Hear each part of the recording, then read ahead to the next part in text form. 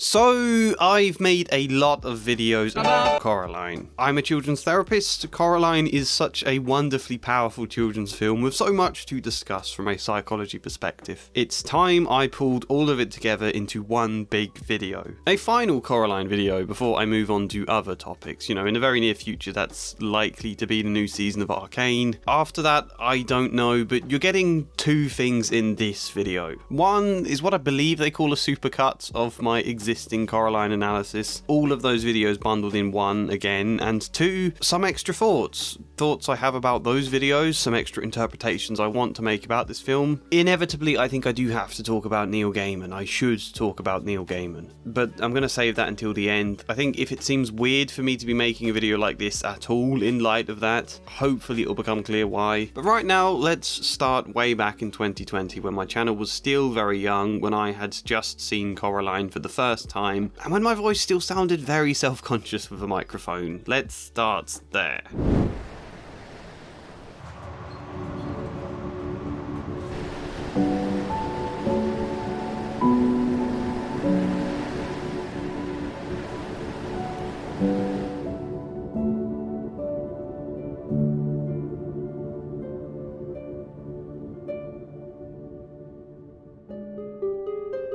So it's Halloween soon, or now depending on when this is uploaded, and I figured a Halloween video is probably the sort of thing a channel like mine is supposed to do, and I did the Groundhog Day video for Christmas, so, you know, Coraline is sort of a horror film, isn't it?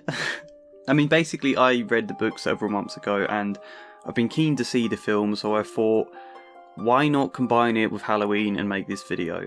So I saw the film just now, not just now as in me speaking now, but as in when I wrote the notes I'm speaking from. Yeah, and this will be a bit like my Pirates of the Caribbean video in the sense it's sort of me drawing out the meaning, sort of talking about things that interested me, and sort of reviewing it. Hopefully it won't be too all over the place. So let's begin and say just what a wonderful film this is. You know, Coraline Jones, a girl who's moved with her family to a new house, basically discovers a hidden door that leads to an exact replica of her new home, except her other mother and other father, who look the same but have buttons for eyes, and they seem caring and nice at first, but kind of trap her there and horror ensues.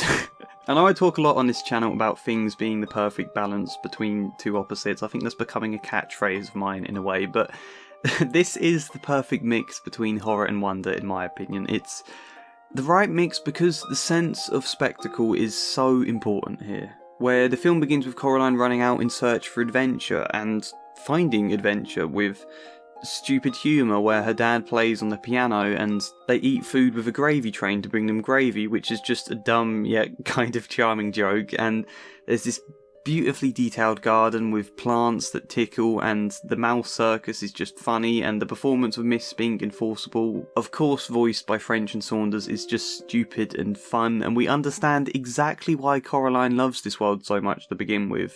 There is genuine wonder and fun. That's important.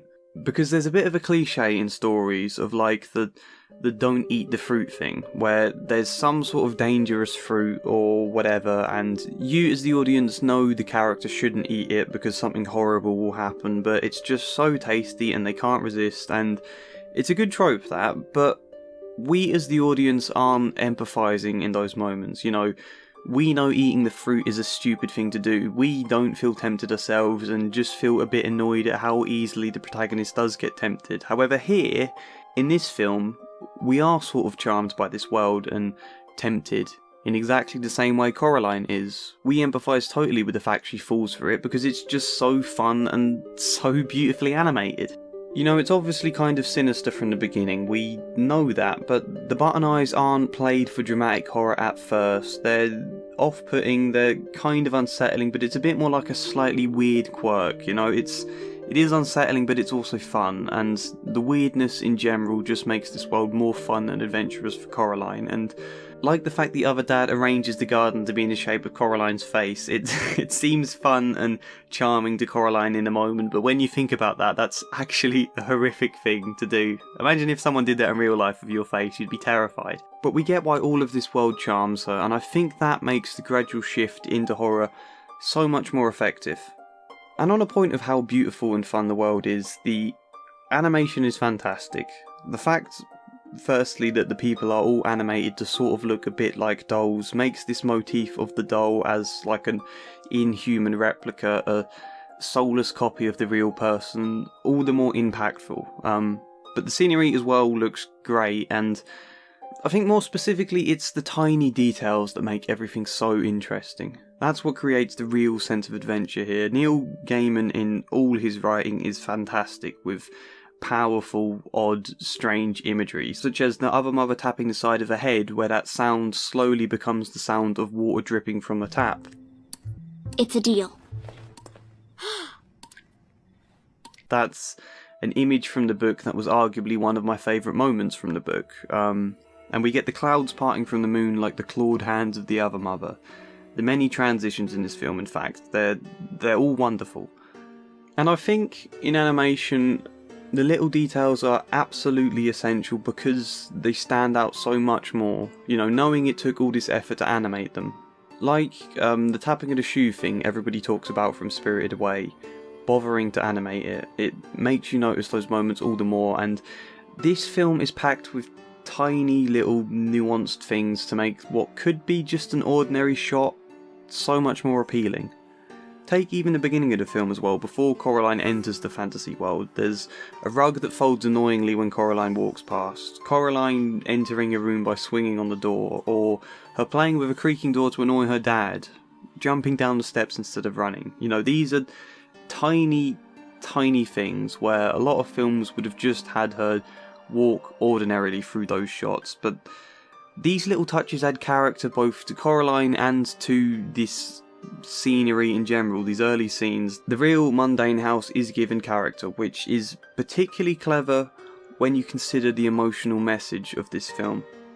Because this is a story about a girl who feels neglected by her parents. I almost fell down a well yesterday, Mom. Uh-huh. I would have died. That's nice. They're always very busy working and writing, and they don't really listen to her.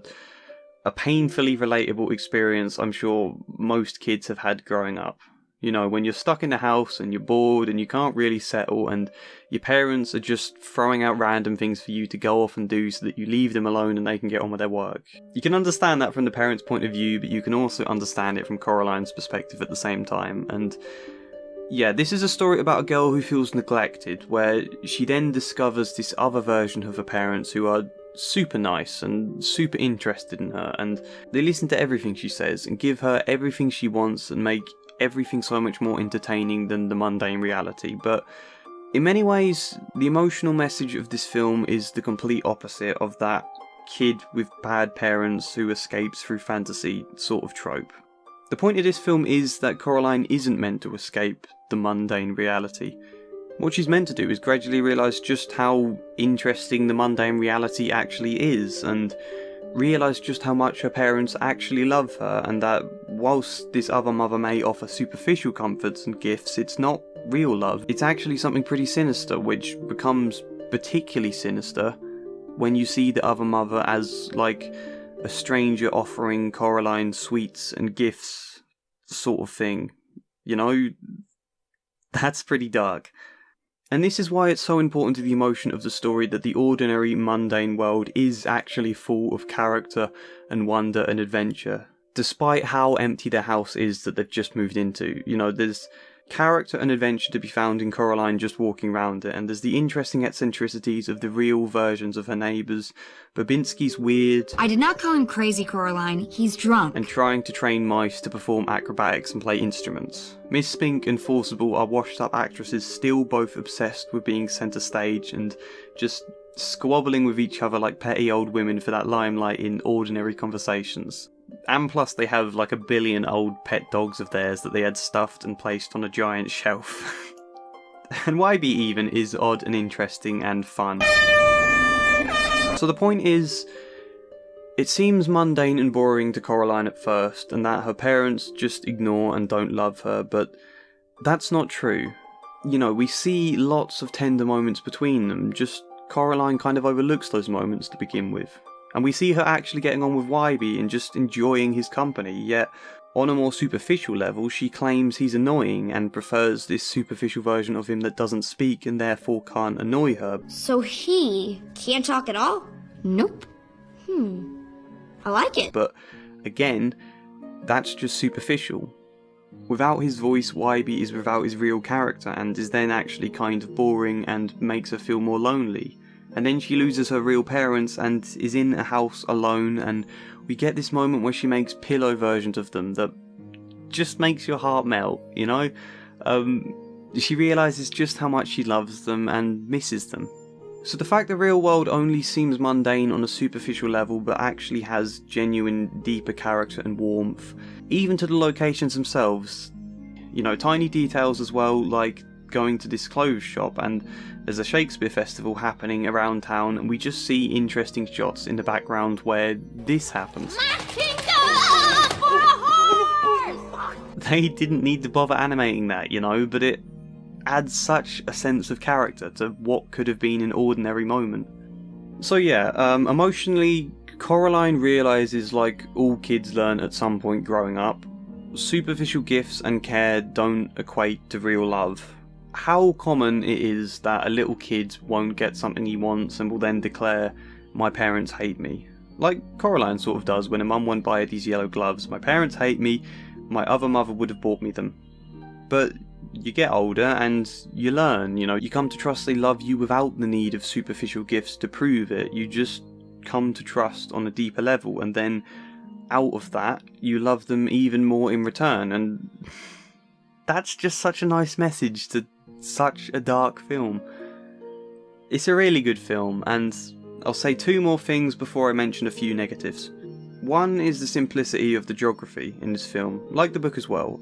There's just like 5 places. There's Coraline's home, then there's Babinski who's upstairs, Spink and Forcible who are downstairs, the garden that's just outside, and then the well which is far off into the distance, somewhere away, you know. We obviously have the reversed versions of these locations in the fantasy world too, but inside, outside, upstairs, downstairs, and far away. That's it. Visually, it's so clear from the beginning, and I think the fact we understand the geography immediately frees up the animators to mess about with all this other weird stuff. The audience is never, like, getting too caught up and confused about where everything is, meaning there's more space to confuse them about what everything is. I think that makes sense. And the other thing is just how genuinely haunting forced positivity always is. I'm not quite sure why exactly. There's that game, I forget the name of, that centres around that idea, isn't there? And the idea of somebody telling us they care and insisting we be grateful and love them in return, and that we have to be happy and nice about it, it's a terrifying concept. And I think it might be because that kind of idea takes your voice away, where suddenly you're not allowed to express any negative feelings and they get kind of trapped in a cage. That's scary. Killing off half your identity, like the way we see the other WYBIE who has no voice and is forced to smile all the time. And people who tell us they care but are actually out to exploit us. I guess that's what this sort of thing technically boils down to, you know, an other mother pretending she loves you when all the time she just wants to eat your soul. I think it works as horror because it's a fundamental worry we all have at times in our lives, I guess. That worry that people who say they care are actually lying. The worry that they might one day turn around and metaphorically eat our souls. The fact we all know that worry, I think, is what lends itself to the horror of something like The Other Mother. No! My few negatives about this film, because it is fantastic but obviously not perfect. I think Coraline is made a bit older here than I imagined her in the book, and she's made a lot less scared of everything. And that's a shame, because that was arguably the main point of the book. You know, Neil Gaiman wanted to write a scary story for kids to teach them that they can manage fear, that even when the little girl Coraline is terrified and has to do things she really, really doesn't want to, that she still can find a way through it. But a lot less emphasis is placed on Coraline being scared in this film. You know, I want moments like in the book where she hesitates, where she knows there's something she has to do and kind of physically has to force herself. I wanted to see her panic, but all that level of fear is reduced a little too much in the film, I feel. The fight Coraline has with her other dad in insect form is a real moment of danger in the book. Here, it's just sort of over in a few seconds, and you're like, oh, okay. And the bit where Coraline is thrown through a mirror and has to spend ages trapped in this dark, cramped space, starving with nothing to eat. For a kid, that's terrifying in the book. But here it's just not emphasised enough, I don't feel.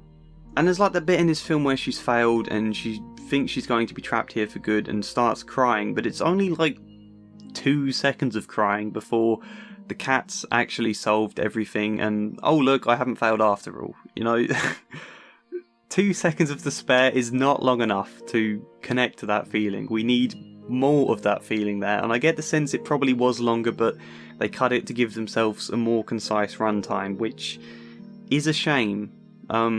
The third act in general I think is a bit rushed and could have done with just like an extra 10 or 15 minutes so that the third act was less formulaic and more emotion was drawn out. Because the concept of fear is integral to this book. This is a kid's book where Neil Gaiman will lead the readers through a world of horror, but weaves a lot of talk about fear and bravery and learning to manage throughout it all. So that whilst the kid is led through this terrifying experience, when it comes to the conclusion, they're left feeling 10 feet taller and braver and like they can take on the world now. And Coraline is scared about going back to school after the summer holiday in the book, but after all this happens with the other mother, we get this line right at the end that says, "Normally on the night before the first day of term, Coraline was apprehensive and nervous, but she realised there was nothing left about school that could scare her anymore." And that's fantastic, and we don't get it in the film. It's a big shame. I feel just a little more runtime to not rush the third act and draw out the fear and emotion of it, plus just a couple of lines to mention Coraline being scared about going back to school a bit more and then feeling okay at the end of the film. With just that, we'd have had the same theme executed just as well in the film as it was in the book, so it is a shame it falls a little bit short there, but it's still a wonderful, wonderful film with some of the most creative animation I can remember seeing. I love it. I'm not going to like pad this out reacting to my old videos unless there's anything important to say. I think most of that video holds up and I do stand by the criticisms. Apart from my criticism that the film doesn't emphasise fear in Coraline as a key theme. I don't think that's fair of me, and I think that's because this film is already terrifying enough for children, and also it's absolutely fine to adapt differently. Fear is still a theme here, but there are also other things this film wants to explore and wants to emphasise instead. And I want to now discuss some of that.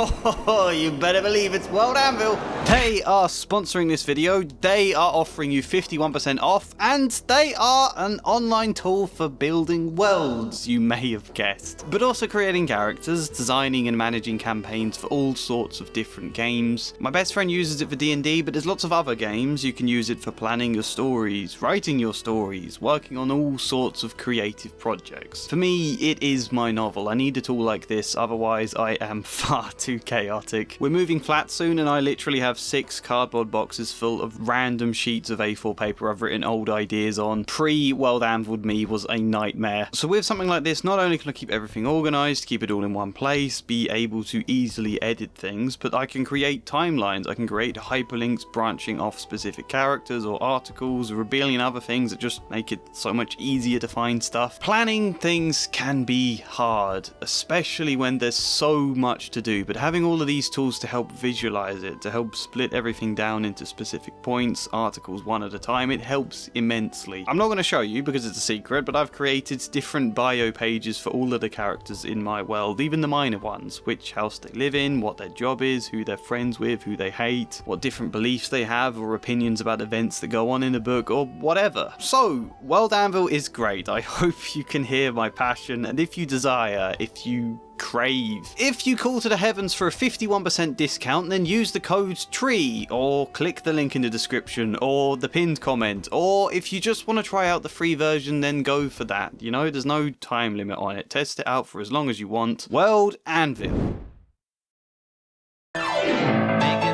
Video.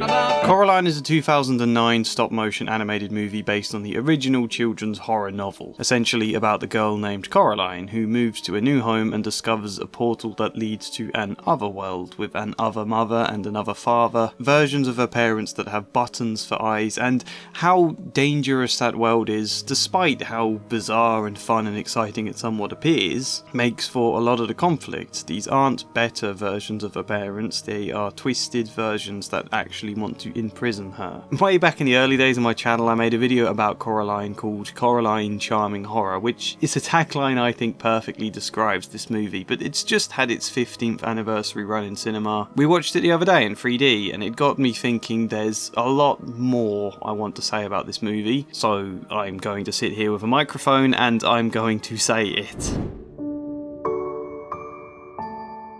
So I discovered this morning there's a giant rabbit hole of film theories about Coraline. I've only glanced at them, you know, some of them make sense, others I think completely undermine the whole meaning of the story to begin with. I am going to kick this off by mentioning a very different kind of theory, a psychoanalytical one, detailing the concept of attachment by the psychoanalyst John Bowlby. Stick with me on this one, okay? His attachment theory suggests that in our early years as babies, infants, children, the experiences we have of how our caregivers relate to us, our experiences of attachment, become something of a template for all our future attachments and relationships. The idea that our first very early relationships to our caregivers informs the kind of relationships we then have with friends, romances, work relationships, the way we are with our own children. It's not like some rigid codes that you then adhere to in every relationship ever.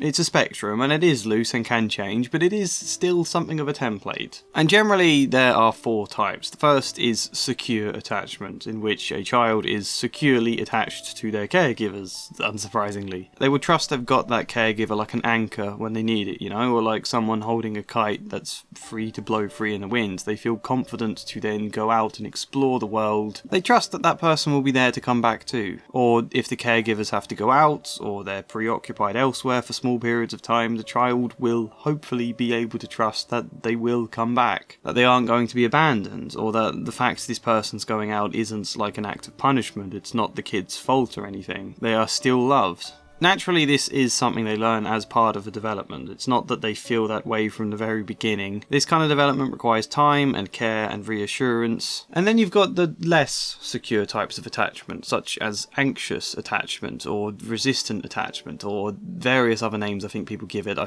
forget all of them, but this is where it feels much scarier without your caregivers. You're anxious if they'll come back, how deeply they care. There's a pressure and an active need to kind of hold on to them more, prevent feelings of abandonment, or to be constantly seeking approval. You're less secure in that belief about the attachment. That's why it's called anxious. And then avoidant attachment, where you won't be so anxious about the caregiver leaving you or how much they care. In fact, you'd likely express little overt concern or interest, or explore those feelings of missing them within yourself. Upon return, you might deliberately avoid the caregiver, push them away, give them a kind of, well, I don't need you anyway type feeling. And then there's disorganised attachment, which is largely for, I guess you can say, children who are confused by their caregivers that might display inconsistent patterns of behaviour. You know, I think parents who can appear really loving and engaging when they're in a good mood, where other times they might be abusive or neglectful. Consistently inconsistent behaviour that makes it really hard for the child to wrap their head around what the caregiver feels or what your relationship to them actually is. And so a disorganised attachment is a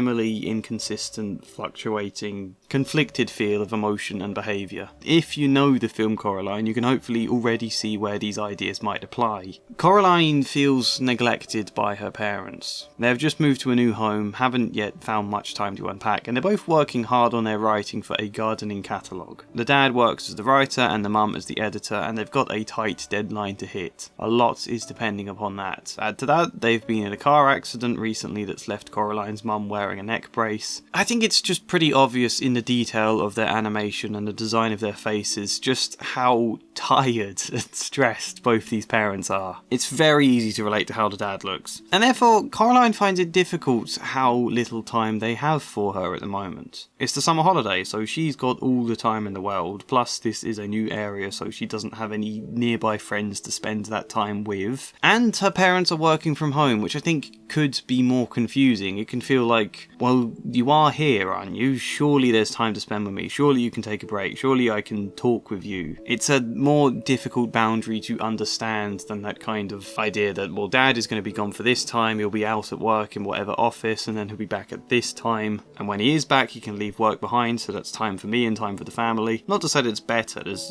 different advantages and disadvantages, but one of them is that the boundaries aren't so clear when they're working from home, I think. It can make it hard for Coraline to wrap her head around how her parents feel. Sometimes they seem caring, but other times they seem to just want her to go away. Just let me work. And yeah, quite naturally, this can leave a kid troubled with concerns of, do my parents actually love me, or care about me, or want me? They haven't found time to go food shopping, and therefore they have to cook based on the few ingredients they have. Doesn't look the most pleasant, and Coraline wants other food. Why can't they have gone? Why couldn't they find time to go shopping? She's very grumpy about it, the way kids often are. And the answer to that question is generally yes, they do love her. A lot of people have watched this film and condemned Coraline's parents as being neglectful and abusive because of these scenes, and it's not to defend them. I think her parents could definitely be more engaging, sure, and I think were they always treating Coraline like they are in these scenes, it would be harmful to her. However, I don't think these few scenes paint the whole picture of their whole parenting and all Coraline's experiences. This is also a film where her dad sings to her, tucks her into bed. It often feels like her parents don't listen, sure, but they do remember what she says about the rash, or the gloves she wanted, or the tulip she wanted to plant, and when they get a good opportunity, they do respond to those needs, even if at the time they felt stressed or were having to focus elsewhere or didn't have the money. And so yeah, at times they feel neglectful to Coraline. At times she feels ignored. At others they are there, seeking to engage with her. What does she make of that? Does that mean it's a disorganised attachment? You can certainly make that argument, and I think if it was always like the behaviour we see in this film, maybe. We don't know what it was like at the beginning of her life, we don't know what it was like beyond moving to this home. Stress can really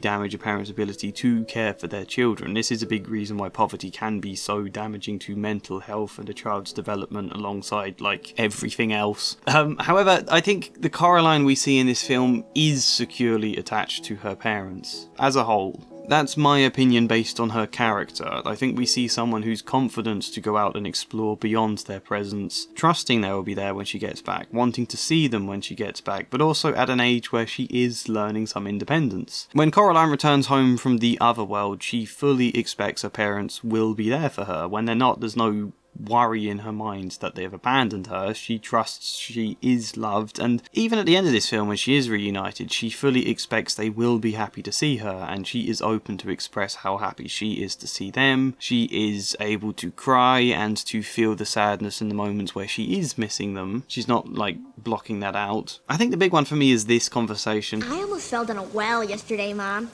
Uh-huh. I would have died. That's nice.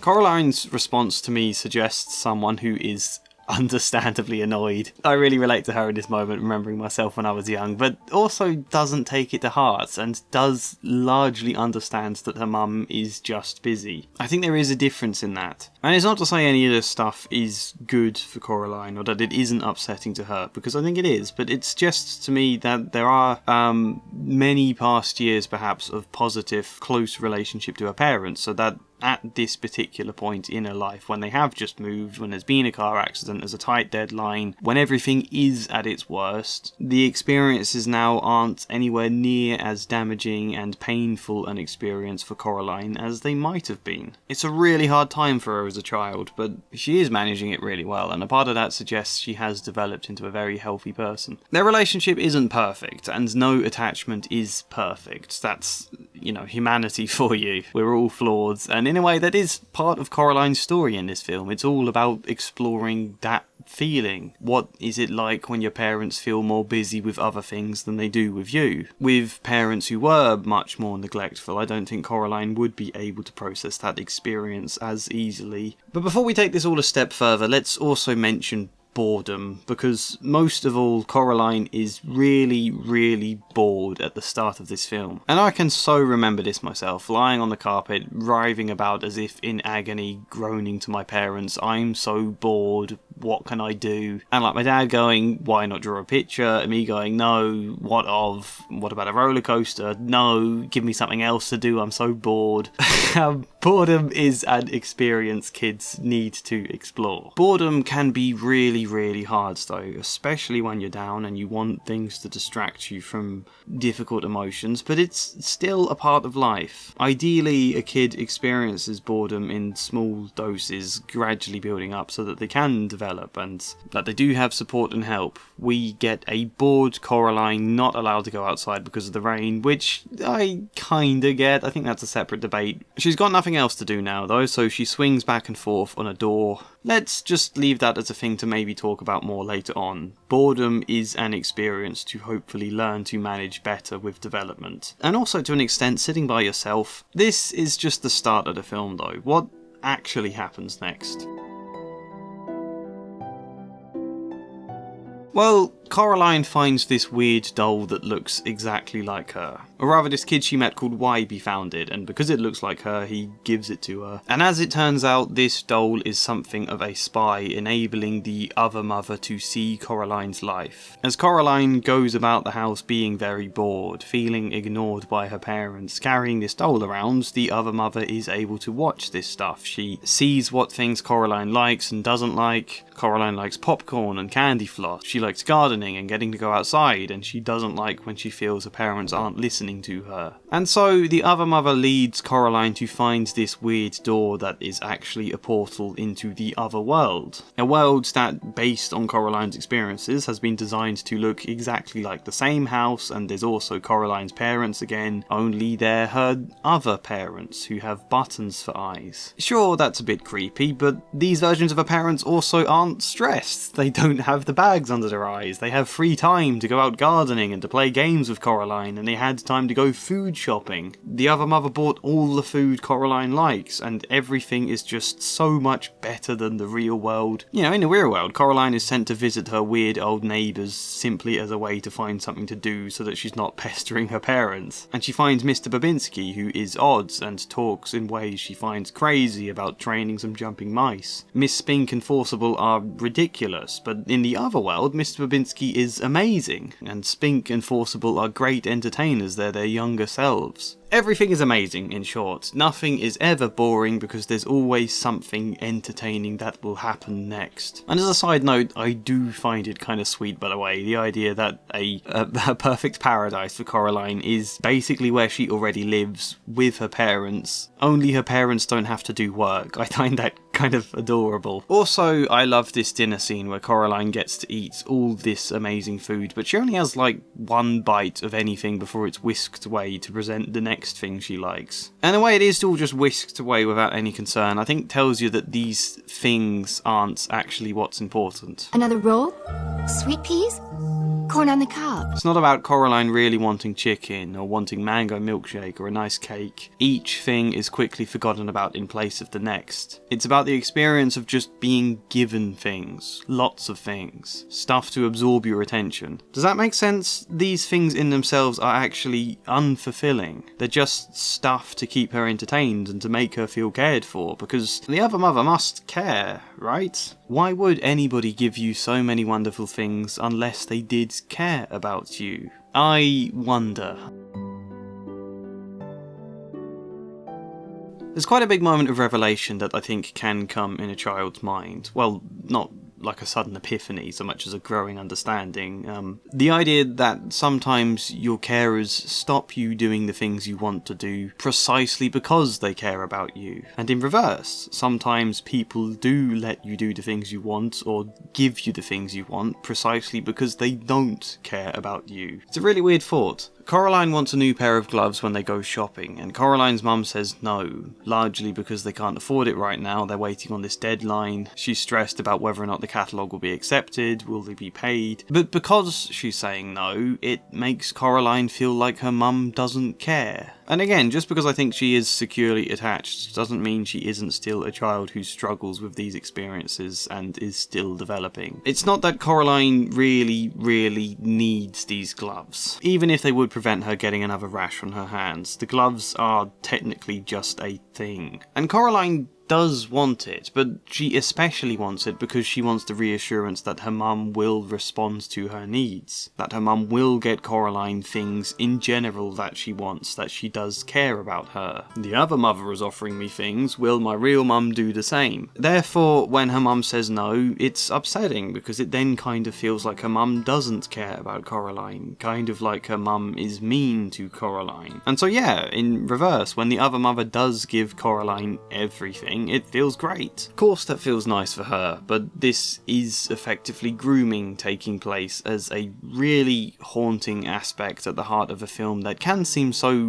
whimsical and charming, almost as though tricking us into finding this world as charming as Coraline does. She feels like her parents never listen. I meant my parents. They don't listen to me either. But these other versions do, and that is what can happen. A groomer might find someone who feels alone and make them feel listened to and responds to their needs and give them the things they want in an act often described as love bombing. And when you're young and naturally insecure at that age and you desperately want some validation, you are liable to be tricked. Not even just as children in general. It's not stupidity, it's that you want to believe someone cares, you want to believe that you matter at a time when you've been doubting it. And because you want to believe that, you might then choose to ignore the warning signs. And then, inevitably, it leads to a place where this manipulator wants something in return. Framed here as just a little favour in return for all the nice things they've done for you. They want to sew buttons into your eyes so that you can stay in this world forever. And they say that that's a good thing. It's fun, it's exciting, you even get to choose what colour buttons you want. And it is for your own good, because obviously staying here forever is so much better than living in the boring, very grey real world. By the way, as grey as the real world is in this film, we do get to see the sun there. All of the scenes in the other world, I think, are set at night, which is mostly for plot continuity, but it also means all of the other world is illuminated in a more artificial way. Candles and light bulbs, manufactured to offer light rather than genuine sun. But SA is the most talked about example of grooming. However, there are many other forms of grooming that we could take this metaphor of button eyes to mean. If we take it literally, then it means A, removing the windows to Coraline's soul, and B, she has to stay in this world forever and will never be able to leave. In return for all of these things, the other mother wants Coraline to do something that she isn't comfortable doing, and when Coraline says no and starts to resist, the other mother responds by effectively throwing Coraline into this dark place inside a mirror and saying, You may come out when you've learned to be a loving daughter. Build you up with all of that care and attention and positive emotion, only to suddenly strip it all away, leave you feeling alone, leave you starting to worry that it's your fault this has been stripped away. Maybe I have been an ungrateful daughter. The horrible scenario in which you might start to miss the attention of an abuser. Luckily, we don't have to see that happen in this film. I think for a kids' movie, it's already terrifying enough. Coraline escapes from this mirror and finds a way to fight back with the help of WYBIE and the cat, and then more story ensues. But gifts and objects and things are often seen as symbols of care. Sometimes because they genuinely are, and sometimes because it's something more concrete, something that's easy to point to as an example of being cared for when you're feeling a lot of doubt. None of this is to say gifts are bad things, but yeah, sometimes parents say no because they do care, or a partner challenges you, or pushes you at times you feel demotivated, or you have disagreements. No, not always, but sometimes they do that precisely because they care, and the better both parties can feel that deeper foundation of care, the more effectively they can communicate. I think this is a film of Coraline learning that. But let me also add this. Coraline is upset that her mum doesn't buy her gloves, so she sulks and gets a bit snappy, and it frustrates her mum to see that, but largely her mum accepts this. Coraline feels angry with me, her mum allows Coraline to feel that way. Coraline, if things go well today, I promise I'll make it up. That's what you always say. And similarly, Coraline's dad sings to her or tries to play with her, and Coraline rolls her eyes, pushes him away, acts like she's too grown up for that stuff nowadays. Well, I guess I'll see you around, you dizzy dreamer.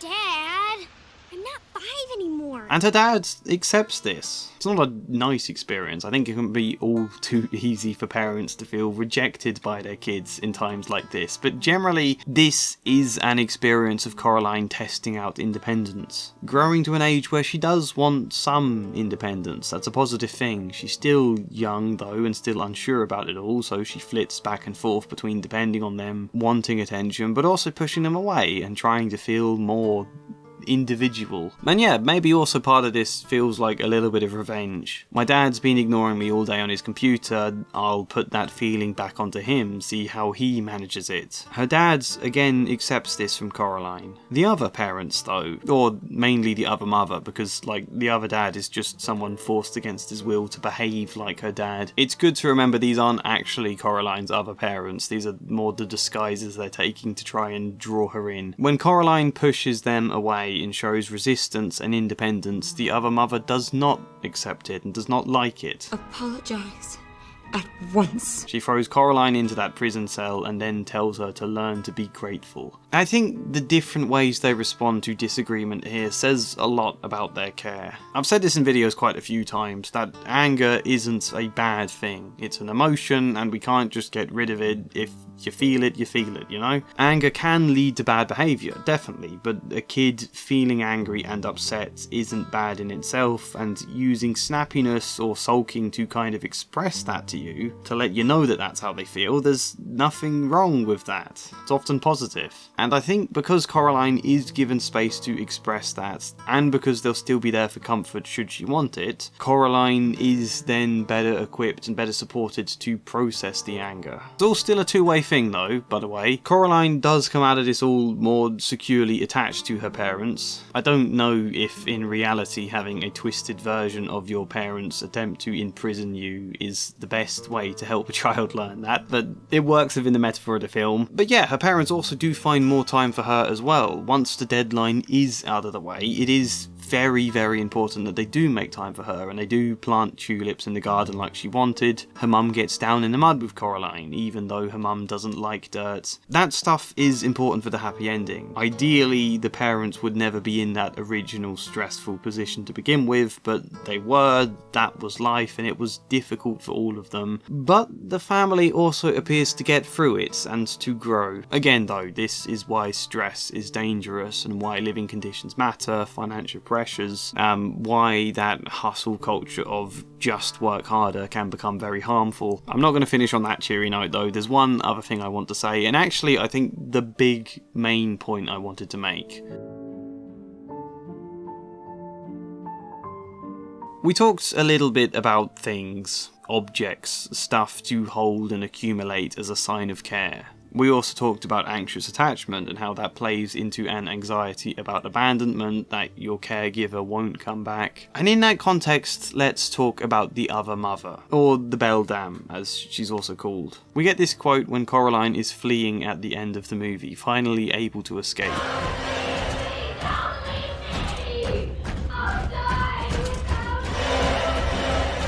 You know, the other mother has existed before Coraline and will exist again after, but the pain of this, despite Coraline basically just being some kid she only found out about a couple of days ago who happened to move in there, this feels unbearable to the other mother. You sense in this moment it's not really Coraline specifically the other mother is talking about, this pain is deeper. And we never learn how or why, but I think we can sense there's something here that might be founded in her own attachment. Everything the other mother does in this film is all about possession. It's why the motif of a doll is so effective, because what the other mother is looking for really is things. Things to have, dolls to hold and keep still and stop from ever leaving her side. That's not a relationship. That's not an interaction of two different people where they can challenge you or push you or have disagreements. That's just an object to possess. What am I saying? Kind of suggesting that the other mother could reflect anxious attachment to an extent. It's not to say everyone would behave this way with anxious attachment. It all comes on a spectrum and can apply differently in different situations. But nonetheless, the other mother responds to this anxiety, I think essentially about not being loved, being alone, not mattering, the fear of abandonment. She responds by seeking control, by possessing everyone and everything to such an extent that no one is able to do any of that to her. Take away the power for them to abandon you. Take away their power altogether. This is in many ways the thing I wanted to discuss, because I have never heard it be mentioned before, and I could be wrong here. I wanted to chuck it out. It's that perhaps the other mother is in many ways an extreme projection of Coraline's own anxiety. It's not all she is, because she's a character in her own right, but this desire to occupy her parents' attention, to have things, to be given new things, to have entertainment available to fill something of a hole, that kind of applies to both Coraline and the other mother. If we looked at the other mother less literally and more thematically, then she is a projection of Coraline's fantasy wish for a perfect world where she has everything she wants. Primarily total attention. All eyes on Coraline. Everything the other characters do is for her. Songs for her, cook for her, jumping mice spell her name, people performing for her. And when you dig down, that is a fantasy about control, I think. Taking charge and controlling enough to make sure you are the centre of everything. Why? Because it's hard to trust people will keep her in mind. Not only because of her parents' stress, but don't forget Coraline has also said goodbye to all her friends from back home. There is an understandable worry about being forgotten, and therefore a controlling, anxious desire to prevent that happening would be appealing. Externalized via the other mother, who shows us first why it's appealing, but also exactly where those impulses lead at their worst. Not only does it turn very dark very quickly, but also if everything is about you, then I think we could say everybody needs you, depends on you in some kind of manner, depending on how you define the word depend. Suddenly they're screaming in horror every time you leave them, just like an infant does when their parents leave you in the crib. Psychologically, yeah, I think there's a really interesting parallel to be made there between the other mother and a child who feels anxious about abandonment and feelings of helplessness every time their caregiver is away. Which again is a normal part of development and something Coraline has largely grown to understand. Only her current life situation aggravates all those feelings again. So not only can this kind of fantasy become sinister at its most extreme, not only can it reflect your own anxiety, but there's also the point I was attempting to make about entertainment. All these things focused on Coraline. It's very boring. I mean, not the film, but for her, it very quickly can become repetitive. It's not really entertainment you're looking for in a relationship. The fake Mr. Babinski and Spink and Forcible are amazing, entertaining, show-stopping works of theatre and circus, and yet also way more flat and uninteresting than the real versions of those people. The ones Coraline at first dismisses as crazy or drunk or boring. Even her other dad, it's much more entertaining to watch him sing this incredibly catchy song on the piano about Coraline, where, in reality, Coraline rolls her eyes at her dad's real singing. Think you are so nice. I give you bowls of porridge and I give you bowls of ice cream. She groans at it, and yet that's also a much more fulfilling relationship. Think they're trying to poison me? A father who knows you find his singing cheesy and a bit annoying, and he lets you groan at him, yet he still wants to express it because he loves you, and because deep down it is a comfort to you. Coraline sings this to herself at the moment when she's most afraid. Give you bowls of porridge, and I give you bowls of ice cream. And obviously WYBIE. Coraline finds the real WYBIE annoying. He talks too much, so the other mother makes a version of him that can't talk at all. And superficially that's more fun, until you realise he's been stripped of his character and personality and all the things that might surprise or challenge you. Suddenly Coraline realises that as much as she spent the whole film pushing WYBIE away and being kinda rude to him, he's actually one of the key things Coraline has needed this entire film. A friend. Someone to enjoy spending time with when her parents are busy working. Not a doll, or some ordinary means to alleviate boredom, but a real person to engage with. Unfortunately, you can't manufacture engagement. I really wish you could, remembering how much easier that would have made the lonely days of my 18, 19-year-old self's life. In a way, that's a big part of what makes this other world so appealing, because it would be just so much easier. But no, we have to brave the grey, muddy, worrying world of people who can be annoying or stressed or be preoccupied with other things. We have to try and seek engagement there in a world that can feel so distant. A world that fundamentally isn't all about us. A couple of the points made here do repeat some of the points from the last video, but in more detail this time. I just want to add now that obviously the other mother's desire for Coraline isn't just anxious attachment to possess love. She also very literally needs someone to feast upon like a spider with its prey. I'm surprised I didn't mention that, but I also don't think that cancels out the interpretation of anxious attachment. You know, if all of this was just about feasting for the Beldam, then why bother with any of this stuff? Why not just attack Coraline as soon as you have her alone and off guard in the other world? Why keep on playing the mother for so long? It isn't just about the eyes, it isn't just about the soul, she wants their love. And what I also especially love is that the other mother isn't killed or fully defeated here. She's locked away again, and her hand is also tied up and thrown down a well. Maybe she will die, maybe she'll starve to death or something, but we're deliberately not shown the total obliteration of the other mother, and I think that's because it does still represent something within Coraline. This part of her that feels anxious about the people she loves, about if they love her, if it needs controlling. All of these impulses that the Beldam presents an extreme version of, that isn't completely gone. Like, I think there's a common misconception about processing your feelings, or moving on, or resolving past experiences. People can tend to think that doing that means all of those feelings are now completely gone, you forever feel absolutely fine, everything's just magically tied up with a bow, nothing's gonna dredge those feelings up again. But that's not how it is, you know, moving on doesn't mean the feelings are completely gone, it means they're no longer in control of you the way they once were. That's probably the clearest kind of way I can put it. If you move on from the death of a loved one, you don't stop feeling sad when you think about them, you don't no longer feel any grief, of course you don't, but at the same time you hopefully won't feel stuck within that grief either. So I do like in that sense that the other mother is still technically out there. Coraline hasn't completely defeated this thing that does, I think, partly represent a piece of Coraline herself. It is still there, it's just no longer in control. Alternatively, you could look at trapping the Beldam in a well as Coraline suppressing her feelings in a dark pit, which wouldn't be so positive an interpretation. I think you could interpret it that way though. If so, you could probably go further and say everything the other mother does is deeply traumatic for Coraline, and therefore Coraline feels she has to suppress it as a matter of defense in order to carry on living. I think that's a valid interpretation, but it's also not one I personally like, nor find that meaningful. I prefer to see this as a resolution to her feelings, but anyway, episode 3 next, a whole video I made about WYBIE.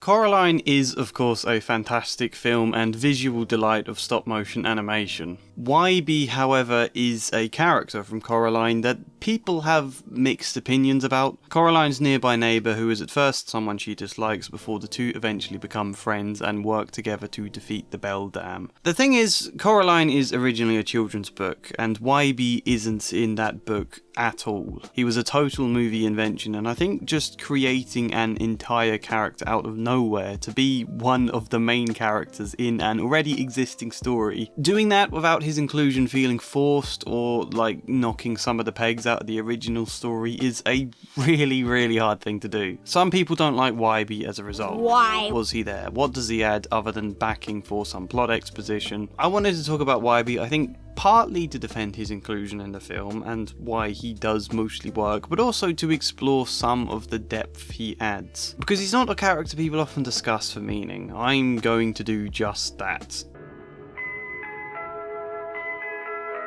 I think it's worth stating that whilst I do like his inclusion in the film, I still prefer the original book to the movie overall. I think the book is a lot punchier in many of its ideas, and part of that is because it is more contained. Without WYBIE, the focus is much more on Coraline herself, and the slimmer cast of characters just makes for a more contained, tighter story in my opinion. However, things inevitably have to change when adapting a book to movie, and often for so many reasons it's hard to describe, like the pacing being different, the structure, how a book chapter has more time to explore little mini arcs in ways where a film has to flow more directly. Sometimes there's things from the books that you imagine would work in your head in a film and then don't actually translate well into the movie and therefore needs tweaking. And I think the obvious example here is internal monologues. In the book, you can just read Coraline's thoughts, there's descriptions of her reactions and feelings. Therefore, you don't often need as many characters for her to bounce off of, but in the film, you can do some of that visually, but not all of it. We can't get internal monologue, and therefore I think adding WYBIE gives Coraline someone she can talk to, someone she can express her feelings and ideas to, so that we as the audience can follow along more really. It's quite a practical idea. At times, Coraline has the cat to talk to, yes, more so in the books even. The argument then is why couldn't she just have the cat for more scenes, bounce off of the cat much more. However, A, the cat only talks back when in the other world and not the real world, which would make all of those conversations very one way, and B, I think if the cat was in way more scenes for Coraline to talk to, it would diminish a part of the cat's character. The idea of him coming and going as he pleases and being a bit wary of Coraline at first. The cat is great as a mysterious sort of wise figure to pop up every now and again with bits of advice or some suggestions and questions to raise, not so much as a companion type character. WYBIE, on the other hand, he is another kid, meaning the back and forth Coraline can have with him is much more childish in nature than it would be with the cat. WYBIE, I think, is a much better character to draw out some of Coraline's rougher personality. Is that the word, rougher personality? It's not the word, is it? WYBIE is someone Coraline can be much more mean and mopey and tetchy with, which is an aspect I really like about her character. Often movies have a tendency to try and make kids seem very, very good and sweet and nice so that they don't annoy audiences, because sometimes people find the more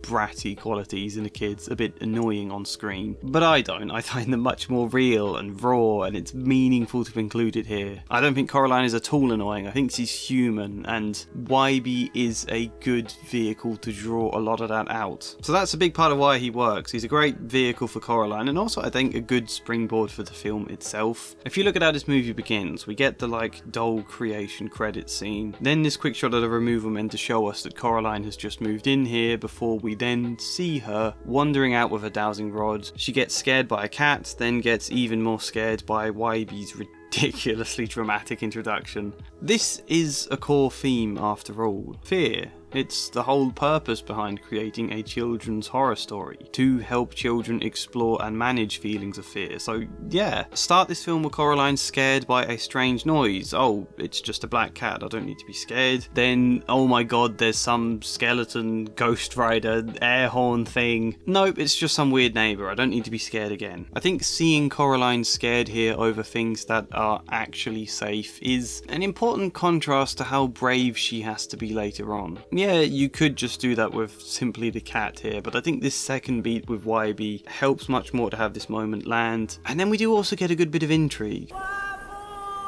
Grandma is calling WYBIE away. She's always very anxious about him going near the house, and WYBIE is very surprised Coraline has moved in there. Grandma ordinarily never lets children live in that house. That's odd. Raises questions in the audience. It's very good setup for the film. WYBIE is a very organic way to deliver that, because we do get to see and feel all of this anxiety and fear from the grandma. So that's point one as a whole. Yes, When you adapt a film, you're often forced to find different ways to express some of the ideas, and WYBIE works really well for that. Again, I do prefer the book, but it doesn't mean adapting something differently is bad. There's different advantages and disadvantages. I'm sure also somebody once told me that the original script for this film was much closer to the original book, until Neil Gaiman, the original author, read the script and told them no, that's too similar, an adaptation should be more different. And I agree with that. I think difference is personally what I tend to like. But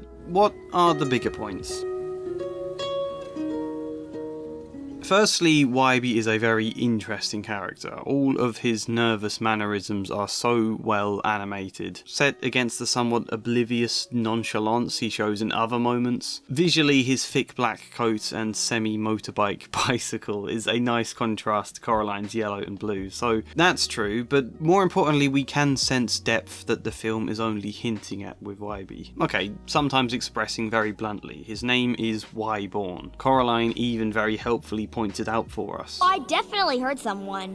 Why were you born? WYBIE was an unwanted child. Being named that is both heartbreaking and a bit too on the nose for my liking. Is this why he has been raised by his grandma rather than parents? Quite possibly. Thematically, that's really important when you stop for a second and remember the biggest theme in this film, bigger than ideas of fear, is about being loved, feeling listened to, cherished, wanted by your parents. This is a film all about exploring Coraline's feelings that she is being neglected in place of work by her parents. And so then, here is another child whose name is Why Were You Born, and was most likely abandoned by his parents altogether. In that sense, perhaps not wanted, not feeling loved. The story never makes the comparison between his and Coraline's home situation. I think it's good that it never does. It's better to just leave it subtly alluded to, but the fact we just have that information hanging in the background of the story as a great comparison to the whole point of Coraline's own arc, I think that is so poignant. Doubly poignant if you ever watched my previous video on Coraline where I talked about ideas of friendship, because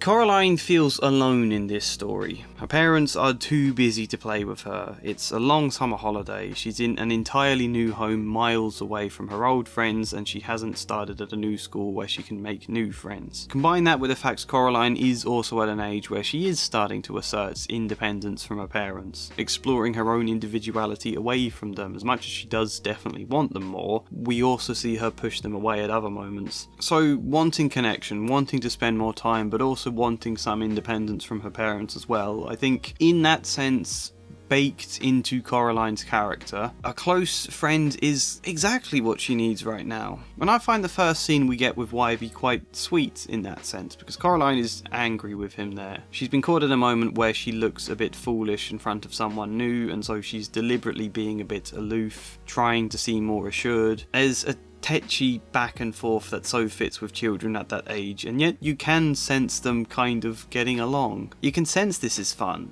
Could be fun, only Coraline is too busy pushing him away to actually recognise that. It takes the majority of the film for her to recognise it. She has another scene where she complains about him being annoying and not listening, and yet is also clearly having fun. Ew. And then the other mother makes an other WYBIE, and because Coraline found WYBIE annoying, the other mother makes this version of him unable to speak, which she likes. I like it. You know, the other mother is recognising Coraline needs a friend, even if she seems to not like WYBIE, but then in stripping away all the parts that Coraline find annoying about him, she's also actually stripped away the friend. He becomes not a person to engage with, but just a bit part to her, a companion to carry along the same way you'd carry a dog about. All the same, he then does get to express himself somewhat through action. He gets to help Coraline against the other mother. Then Coraline finds the real WYBIE, and this time she is pleased to see him, wants his help. But when he is confused by her ramblings about some other mother, she can't help getting angry and pushing him away again. And so finally, only at the very end of this movie does he come back in to help her, and now their friendship is secured. I'm glad you decided to stop me. So that is an arc about friendship the film has entirely invented on its own, but it just fits perfectly for Coraline's character. It adds that extra dimension when we've already seen her sad about losing her old friends and uneasy about the idea of a new school. But I mentioned WYBIE's situation with his parents, and I suggested it was doubly poignant without explaining why, and I suppose what I meant is, if Coraline's main struggle this film is all about feeling forgotten and ignored by her parents, WYBIE is then not just a friend in general that she's been needing, but he is the perfect person to talk to about that feeling. The perfect person to connect with about that. Here he is right at the very beginning of this movie, as the exact thing Coraline needs in so many ways, but she keeps on pushing him away and instead gets enthralled and manipulated by what the other mother offers. WYBIE is a great contrast to the other mother in that way, and I just think that's great. I think it's really, really great. I also have this loose theory that where the other mother uses this magic mud to cure Coraline's rash from holding the poison oak, this muddy handshake from WYBIE is the reason she doesn't get rash on her right hand, only her left. Which, if it's true, is just another nice hint that WYBIE is already the positive influence that the other mother is attempting to present herself as. And if we also consider how against mud Coraline's mum is, the idea of mud then I think cements WYBIE as a friend who shares her interests and can offer something beyond just dependence on her parents. To speak more generally, I do really like how fearful WYBIE often is as well. I think that's a reflection of all his grandma's anxieties about the Beldam. She's constantly impressed all sorts of dangers and warnings onto WYBIE about this house, but also never actually explains the rationale behind it, and it just adds extra layers again to WYBIE. On the one hand, he quite possibly feels abandoned or neglected by his parents, hence the very blunt name. On the other hand, he's got a grandma who struggles with him being out of her sight for too long. She is very eager to keep him close, somewhat suffocatingly so, in a non-sinister inverse of the Beldam's own controlling nature towards children. And then WYBIE is in the middle of all of that, just trying to find a bit of freedom and some independence and to explore who he is. The thing that makes WYBIE most impressive to me is that unless you knew the book already, I don't think you'd be aware that WYBIE wasn't originally in this story. I think he fits so seamlessly into the movie as a main character, enhances so many of the themes that it's a hell of a feat to pull off in writing. The only direct point where I'll say I don't think it works is his ending. It's quite convoluted to explain. After mostly defeating the Beldam, freeing her parents, getting back to the real world and locking the portal for good, the ghost children then come to warn Coraline in a dream that it's not over just yet. There's still the key to unlock that portal again. What if the other mother gets hold of the key? What if someone else opens it? One of her claw hands has also managed to escape through the door. So Coraline rushes out to the well at night with the idea to throw the key down it. She's not aware the hands escape and that it's following her. We see it and we get a little build of tension, and then it ambushes her, almost stealing the key until WYBIE rides in on his bike, fights back, and then they both throw the hands down the well before sealing it up.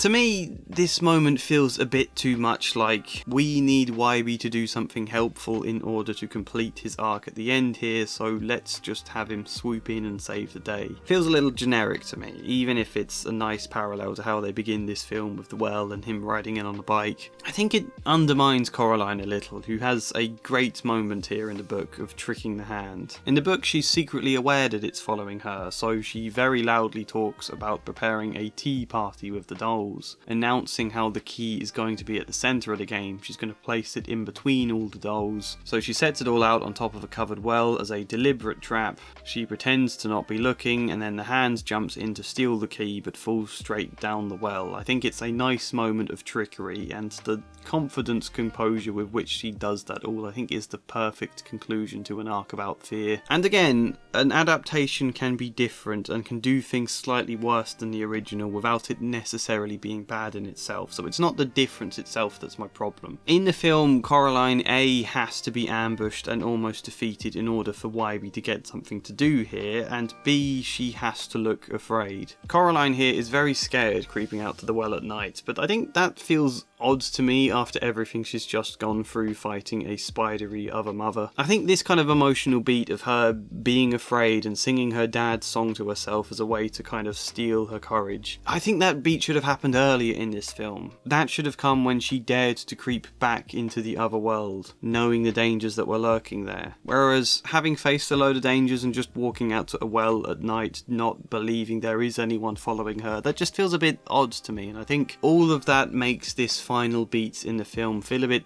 tacked on rather than it being like the big climax to everything, and that is a bit of a shame, partly caused by WYBIE, so I will say that. There's three things I need to say about this video. Firstly, I got a lot of comments pointing out Wyborn is an actual name, which I hadn't realised, so that's important to say. Secondly, also based on the comments, I don't think I made my argument about the ending particularly well here. I wanted to kind of clarify that now. My problem isn't realism or that I struggle to believe it. No, I find it totally believable that Coraline, even after everything with the Beldam, could still feel afraid walking out to that well at night. Especially when the ghost children have told her it's not quite over. That makes sense to me. You know, you thought you could relax, you thought it was all done, and then suddenly there's this extra thing to do and it makes that feel twice as anxious, the kind of surprise of that. I get that fear. Walking out across a dark landscape like this at night, when you're on your own, when you're a child, is always scary, so the fear does make sense to me from a psychological perspective. However, from a story structure perspective, it's underwhelming as the emotional climax to the movie, because structurally you want the story to build, get bigger and bigger until the final beat. But this final beat just naturally doesn't feel anywhere as big as Coraline fighting the Beldam in the web, and that makes the flow of the story for this section feel slightly tacked on. Feel a bit like an encore that doesn't live up to the rest of the concert, you know? You overcome that, I think, either by making this scene a much bigger, more emotionally overwhelming build, or you make it one that expresses Coraline's triumph, as happens in the book, where we get to see how very in control she is now, because that provides a level of closure, because it re-emphasises how she has grown. This film began with her walking to the well, being afraid by the sound of a cat and seeing WYBIE. If we saw her again not afraid, that represents growth. So that's just a kind of interesting example where, although something can make sense realistically and psychologically, it doesn't always make it the best for the structure of a story. That shows how drama and realism can be a bit different. But yeah, I stand by the idea that this beat at the end of the movie doesn't work as convincingly as it could, but it's not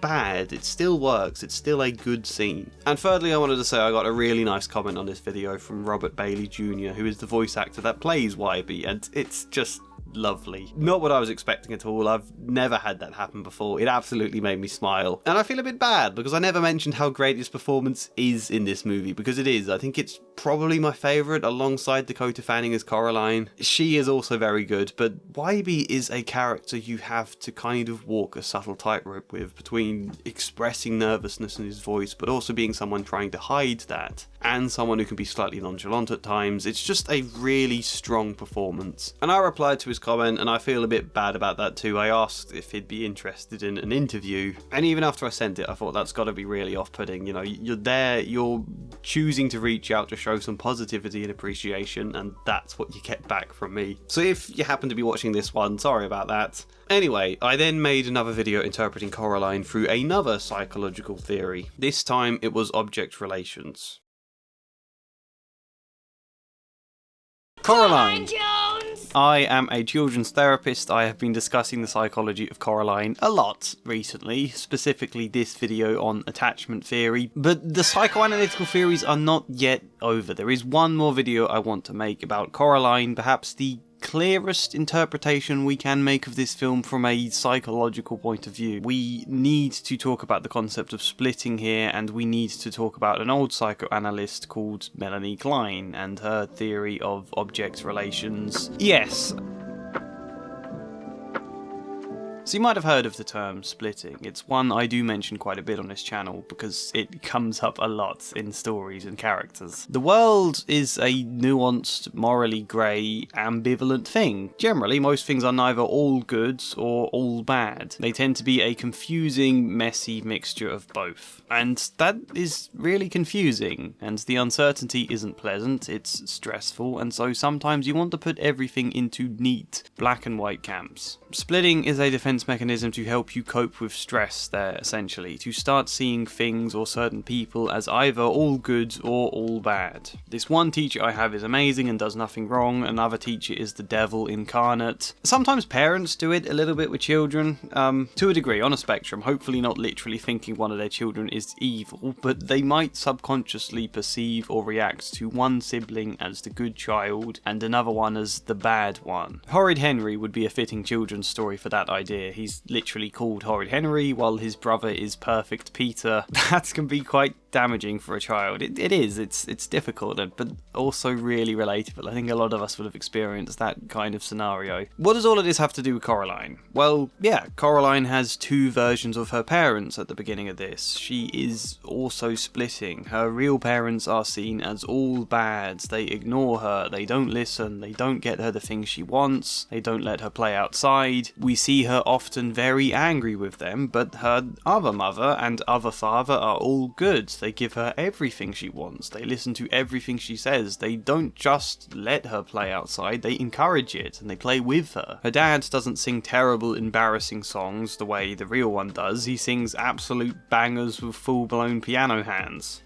Isn't it so much simpler when you just split everything like that? To begin with, the other parents are kind of everything Coraline desires, and to that extent you could see this world as a symbolic one. You could interpret this story to say that Coraline has imagined them. They are her fantasy to escape feeling neglected and abandoned by her real parents, and that could be a really interesting interpretation of the film. I think I've just done it there for you, but I don't think that's necessarily the case, as we are going to come to, but it's still all very, very relevant to a child's struggles growing up. Because there are points in your lives growing up where you start to realise just how flawed your parents are. I mean, sometimes a lot worse than just flawed. I think this film isn't necessarily exploring that though, but it's really, really hard because they're the people you grew up depending on. You were a helpless baby who needed them for everything, literally stuck, unable to move, crying for them to relieve your hunger that would kill you otherwise. And then you get older and a little bit more independent, but still very much depending on them. And the idea that they might not be entirely reliable anymore, sometimes disappointing, unsatisfactory, maybe even hurtful, that's a hell of a blow. If you start to feel like you can't depend on them for everything, who do you depend on instead? It's unsurprising Coraline then might want someone else, might want to plug that gap, and therefore might find the idea of this other mother so appealing. My parents let me down, so let's fantasize about a version of them that never lets me down. That's a psychological defense, right? Yes. Yes, it is. The psychoanalyst Melanie Klein spoke about this way back in the 1920s, 30s, 40s-ish, I don't know when things were formulated. In her words, it was the good breast, bad breast, which probably aren't the best words for it. But you got this helpless, vulnerable baby who literally depends on their caregiver for survival. This presence they don't yet understand as a separate human being, so much as just this being of care and nurture that brings them good sensations and food and warmth. It feels good when that caregiver is there, but also there are times when the caregiver isn't there, or isn't so attentive, and that feels bad for the baby. You know, I'm this infant who's hit with this horrible feeling of hunger that I don't even understand what the feeling is. It's just this life-threatening pain and I can't stop it, and my caregiver isn't appearing to get rid of it. I don't know, maybe they don't appear for 30 seconds, a minute, two. That feels like a long time for a baby. That's bad. That's all quite a simplified example, but basically you end up with a baby that feels good and bad towards this caregiver. The caregiver is often just called the mother in the old psychoanalytic writing, but it basically means caregiver, whoever that is, maybe several people at once, because the baby isn't necessarily seeing them as distinct people here. But yeah, the baby feels good about this presence because they bring nurture and care and warm feelings, but the baby also feels bad that that presence can go away at times.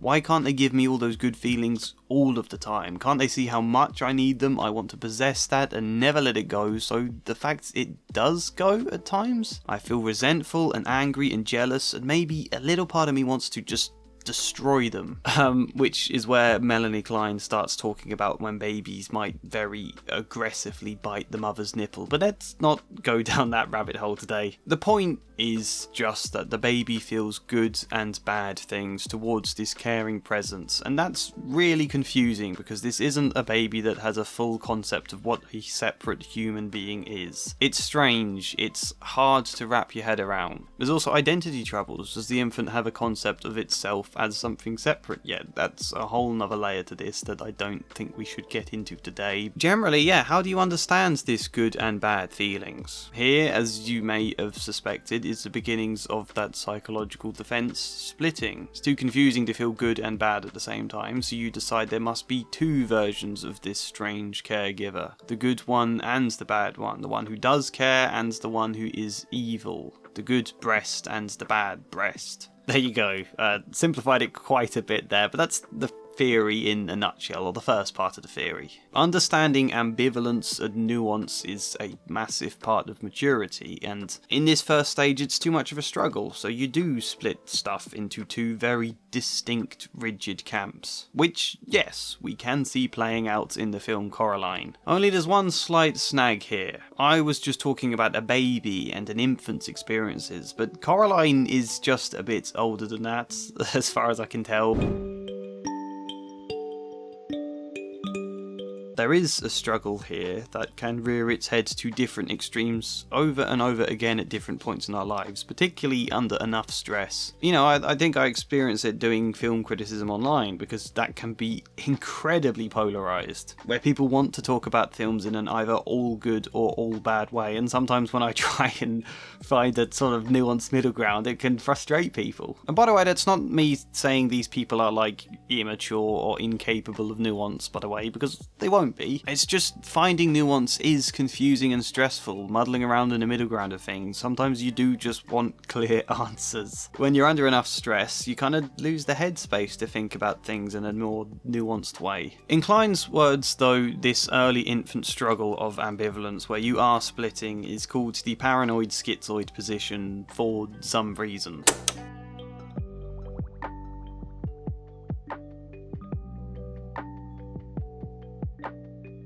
Ideally, with the right support and development, the infant later reaches what Klein called the depressive position, which is when you realise, actually, yes, the good and bad are within the same person. My parents are flawed and they do let me down, but they're also goods and they love me. I feel angry towards them, but I'm also grateful and loving, and a big melting pot of different contradictory stuff. It's called the depressive position because there's a little bit of grief here. It means letting go of the idea that there is any perfect, all-good, idealised version of things out there. It means settling for something a little bit more grey, and that is kind of disappointing, naturally. It also brings up a level of guilt, because this all-bad figure you've been so angry towards, that person isn't all bad at all. They're the same person you've also been loving. You've been very angry at someone who cares, and that does bring up a level of guilt, rightly or not. And if there is space for that feeling of guilt to be properly explored and processed, it hopefully leads towards the development of empathy. This is how Melanie Klein saw it all.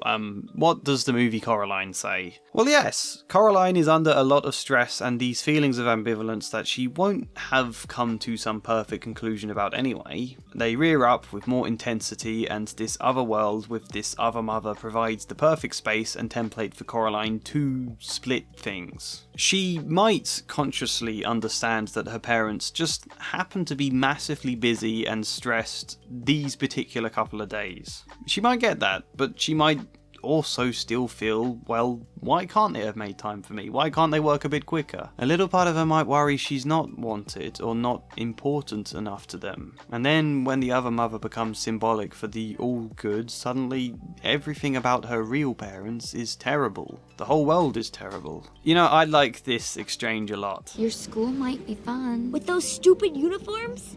Right. Had to give it a try. School absolutely could be fun, and a part of Coraline probably knows that deep down, but it's not the point. Splitting is her means of coping right now, so everything her mum argues here, everything about the ordinary world, has to be seen as terrible. This is where she is dumping all the negative feelings. She is angry with her mum for not buying her gloves as well, so she needs to be totally negative towards everything, resist her mum's attempts to cheer her up so she can show her mum just how very upset she is. I just love that because it feels so real, you know? WYBIE also could be fun. Nope, he's annoying. The neighbours are weird and boring. Everything sucks in this real world, but not in the other one. There is a real anger Coraline expresses here. So much of it, and that's really important. Coraline is at first all too happy to leave her real parents, even relishes the idea of abandoning them in some kind of small revenge. Won't be long. But I might be. And then everything changes. The other mother is revealed to be a villain and Coraline is in danger and now she wants to get back to the real world. After great difficulty she does get back. She's really excited to see them. She's missed them, only they're not there because the other mother has taken them prisoner. Let me try and not make this too messy. There's two ways we could interpret this moment. The first way is that everything has flipped. The mum that seemed all good is now perceived as evil, and the one that seemed all bad is now perceived as perfect. Coraline hasn't grown, she is still splitting in just the same way, only it's the big switcheroo. Her opinions have reversed. And that could be the case, that genuinely happens more than you'd think. The amount of times I've seen teachers or social workers talking about the parents of a child where they're like, the dad is the problem, he's everything that's so wrong, and then things get a bit more muddled and it's too confusing and then suddenly it's decided actually it's the mum, she's the problem. They've switched the splitting around. In reality, no, maybe it's more confusing than just a single person to blame. Maybe blame isn't the point. But that's a tangent. One interpretation is that that's what goes on. Coraline's view is just flipped. And I think if you're making an interpretation of this film where the other mother isn't actually real, that this is all a fantasy of Coraline's, then that could make a lot of sense. But personally, I don't think that's what happens. I think Coraline here lets go of her splitting defense mechanism. And that doing that is precisely why she starts to see how very villainous the other mother actually is. Doing that is precisely why she realises the other mother isn't actually her other mother at all, has nothing to do with her mother. All of Coraline's personal confused feelings about her mum aren't tied to this Beldam figure. She is in fact just a monster called the Beldam who chose to disguise herself like that. Does that make sense? Okay, Coraline's parents were pretty neglectful and she started to doubt that they cared or listened to her, and the Beldam capitalised on that. Became an easy means to feed Coraline's splitting mechanism. The other mother isn't a projection of Coraline's fantasy version of her parents, it's the Beldam presenting herself as what she thinks would appeal to Coraline. There's a difference there. But we get to this point in the film and Coraline misses her real parents. She is angry with them, yes, but she also loves them. She still finds WYBIE annoying, but also likes him and wants his help. I think she may even feel guilt here for having effectively left her parents behind and caused the Beldam to imprison them. A recognition of good and bad, a level of guilt and grief. Is this Melanie Klein's depressive position? Well, look at it this way. There comes a point in this movie where the Beldam stops looking like Coraline's mum. She becomes less motherly and more spidery. Is this because Coraline stops associating her as anything mum-like, stops projecting a version of her mum onto the Beldam, whether that is the all-good side or the all-bad? The way Coraline sees the Beldam is increasingly less tied up in her feelings of her mum, and suddenly the Beldam represents none of that for Coraline. In my opinion, that recognition is Coraline's biggest moment of growth in this film. But I'm struggling to explain it, so let me try again.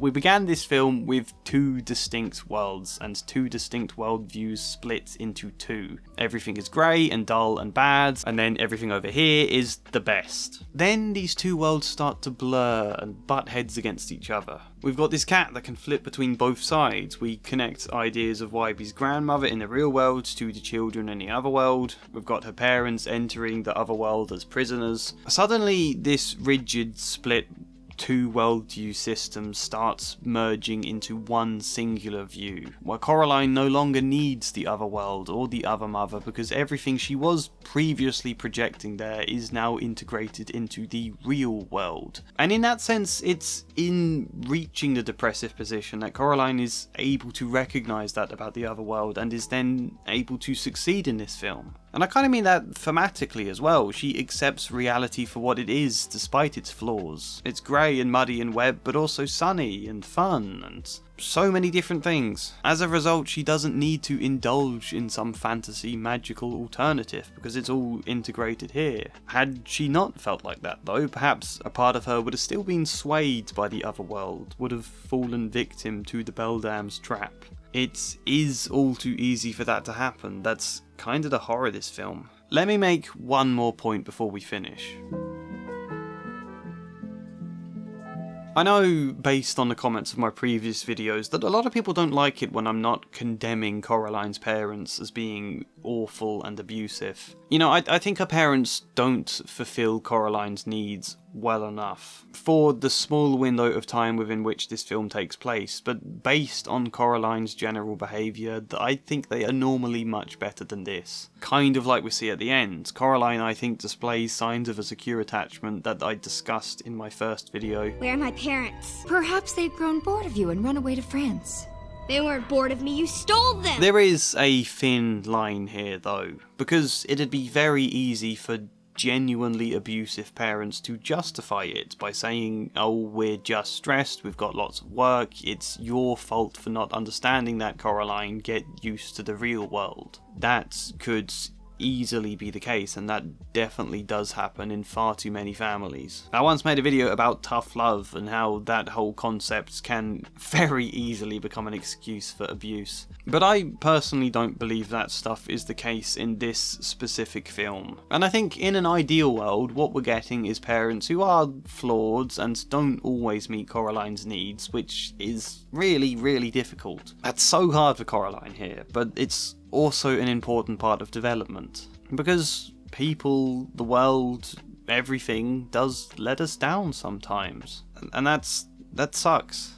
But if we have space to express our hurts and then to process that and work through it and maybe be given some comfort about it, hopefully that can lead to a level of acceptance. This is why it's so important that Coraline does vent so much anger to her parents. It's uncomfortable and it's tricky, but it's a part of the grief and the frustration that something as magical as this other world doesn't actually exist. She needs to be expressing that to develop, and we do see that development in a lot of ways, not just the general worldview, but also, I think, independence in this film. Coraline begins wanting her parents' total attention, feeling dependent on them for what to do. Therefore, it angers her when she can't rely on their undivided attention, so she seeks the other mother to compensate for that. And when the other mother isn't right, she creates this pillow and cushion versions to compensate in a way that makes me think of transitional objects.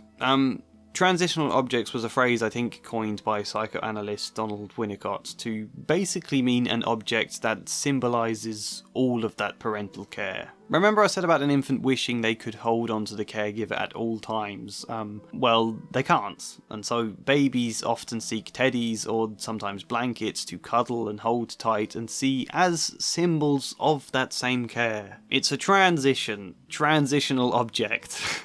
I can't possess my caregiver, but I can at least possess an object that partly symbolises the same thing. I don't think that's really what this moment in the film is about, but I think it's a good expression for that concept. You begin totally dependent, then you express frustration that you can't totally depend, then you find a transitional object to kind of compensate for that, and then hopefully this object, this experience of care becomes internalised well enough that you don't need to hold onto some external thing to feel like you've still got it. Hopefully it starts to feel inside of you. It's kind of like being able to trust that a person still thinks of you even when you don't see them, even when you're not in the same room, or that they're out at work or whatever. You've got their love and care within your heart. And because those feelings have been internalised, you're then more able to act independently. Which, yeah, this film is also about. Coraline feeling dependent and then discovering some of her independence and her confidence and her bravery. There's a bigger reason I've brought up transitional objects though. You can't possess that person of care, so you create an object that symbolises it.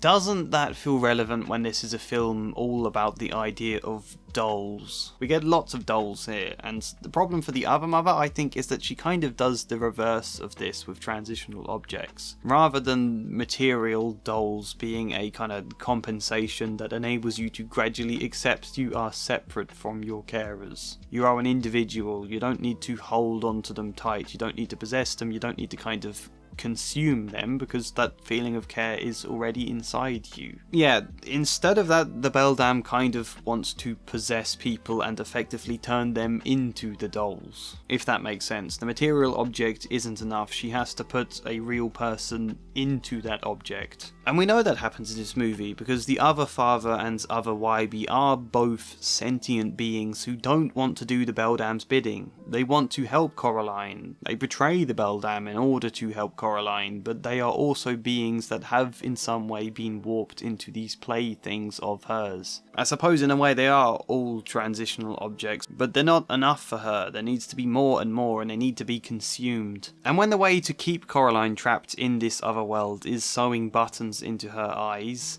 you realise Coraline would be becoming a doll too. You realise that this doll version of Coraline at the start of the film isn't just a means to entice Coraline into the other worlds, it's an object of exactly what Coraline is supposed to become. And in general, I find that idea really, really cool. Doll Coraline was a great addition to the movie. We've talked a lot about Coraline splitting people. There's the annoying WYBIE and the silent other WYBIE, the embarrassing dad and the fun other dad, the mother and the other mother. Well, there's also Coraline and the other Coraline. Yep. And if we've spoken about how all of these different split characters relate to Coraline's own splitting mechanism, I wonder what this doll might say about her own sense of self. Yes, I'm leaving that question open-ended. I sometimes like leaving open-ended questions so I can see what you all think in the comments, but I should probably try and answer that one now. I think the fact there's a Coraline and an other Coraline suggests that the splitting works for herself too. You know, sometimes we employ splitting for the ways we view ourselves, the good and bad sides of us, and as we've already said, we obviously project certain aspects of ourselves onto other things, and we get that with the other Coraline. There's the Coraline that's a very vibrant, independent, super confident girl, and then there is the part of her that does kind of want to be like a doll, an object with all eyes on her, very dependent on others' attention for the safety and the sense of belonging that provides. Again, it's no wonder the other mother is so appealing to her at first, and no wonder it's this other doll that leads Coraline into that world. However, being a doll, being an object, at its core is not something Coraline wants and is not true safety or belonging. Again, this is something I love most about Coraline, because so many of those stories with danger warnings for children, so often you as the audience are outside it and you don't feel how enticing it is for a child, but you really do in this film. It's really, really well written in that aspect. But let's keep going anyway. The final video I made is a Freudian analysis, and then we're going to get to the new stuff I want to discuss. Coraline!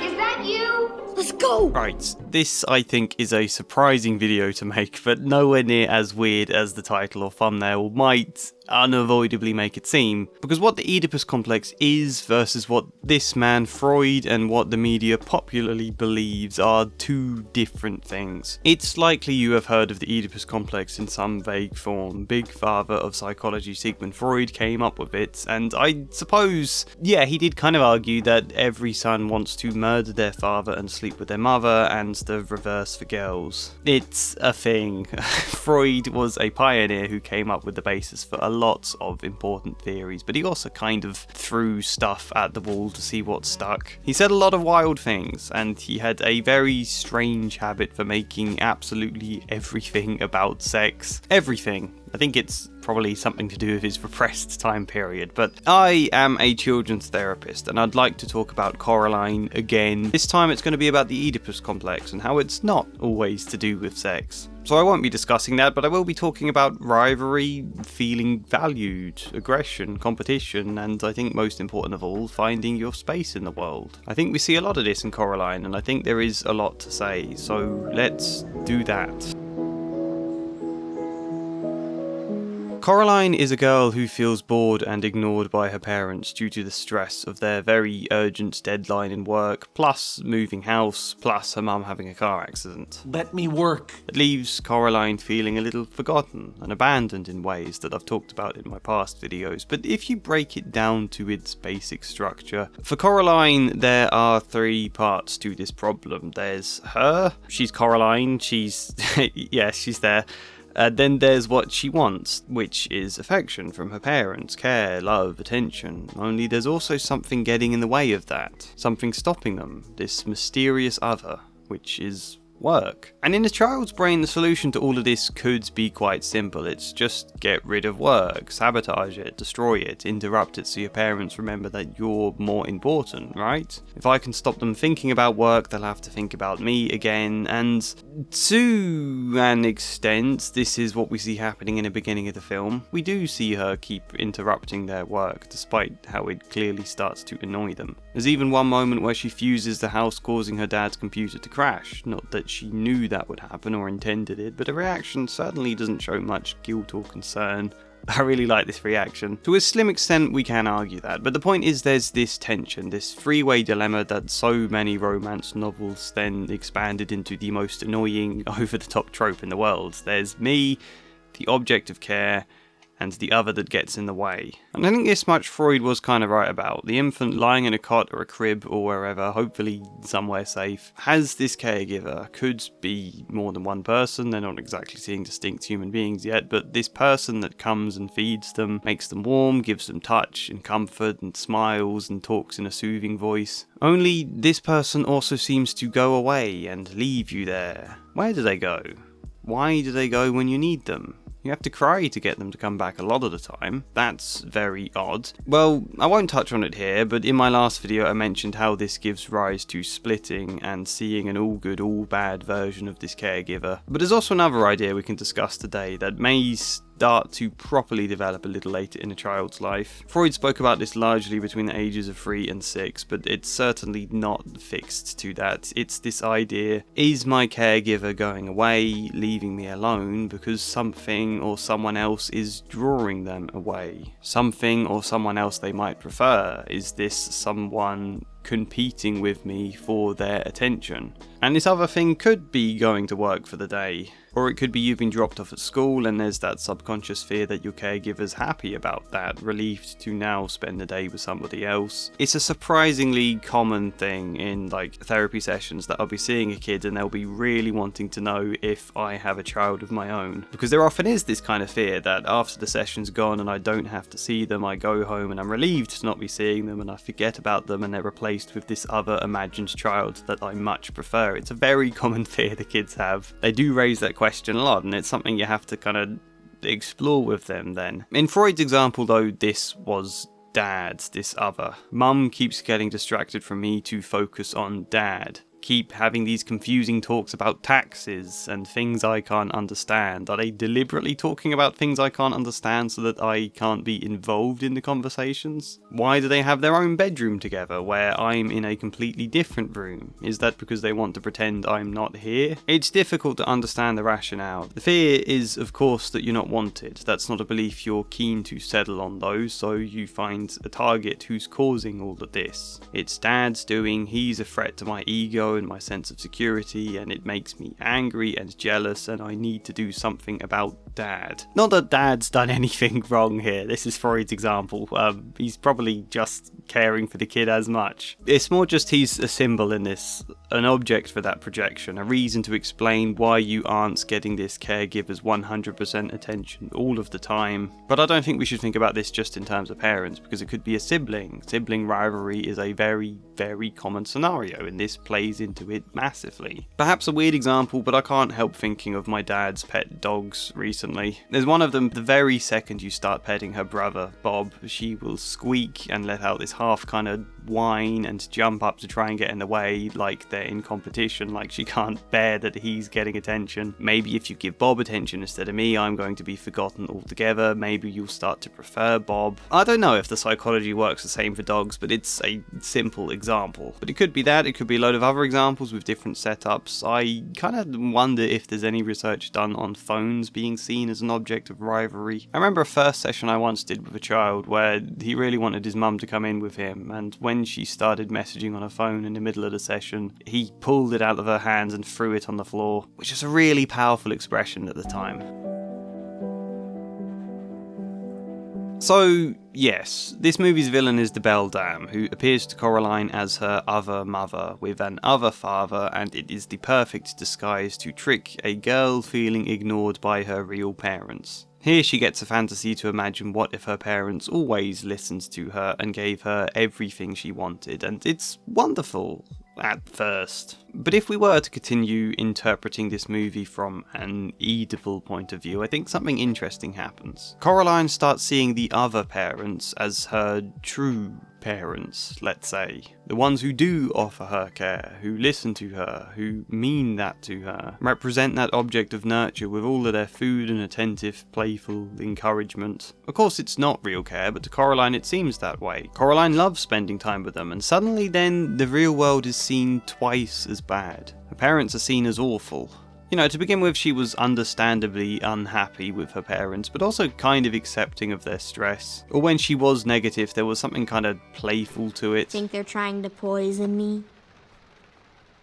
But now she is very, very angry with everything they do. They're not seen as an object of care. The other parents are seen as that, and her real parents are now seen as a threat to that. The thing to stop her from enjoying the other world. But if they weren't there, then I could spend all the time I liked with my other mother. And so Coraline kind of relishes this chance to escape them, and a kind of a chance for revenge, I think, a chance to abandon her parents. How does this fit in the framework I've already laid out? Okay, in truth, this interpretation doesn't line up perfectly right now, because it means Coraline has completely switched which parents she's viewing which ways. This is where the term splitting might come in handy that I discussed in the last video, but never mind that today. And also, this isn't like the second set of parents vying for the other set's attention, the way your brother or sister vies for your mum's attention. This is instead two sets of parents who aren't really interacting with each other at all. It doesn't line up perfectly, no, but A, there are other things to say later on, and B, I quite like that, because it's a bit like the child's fantasy about rivalry here. Coraline's kind of been competing to get her parents' attention, and it's not been working, and now there's this fantasy which has flipped it all around. Now Coraline isn't competing for anything, there's nothing she has to vie with for her parents' attention because she's the one in charge. They'll have to fight for my attention now because I've got these other parents instead. I get to weigh up both sides, I get to choose which one I like best.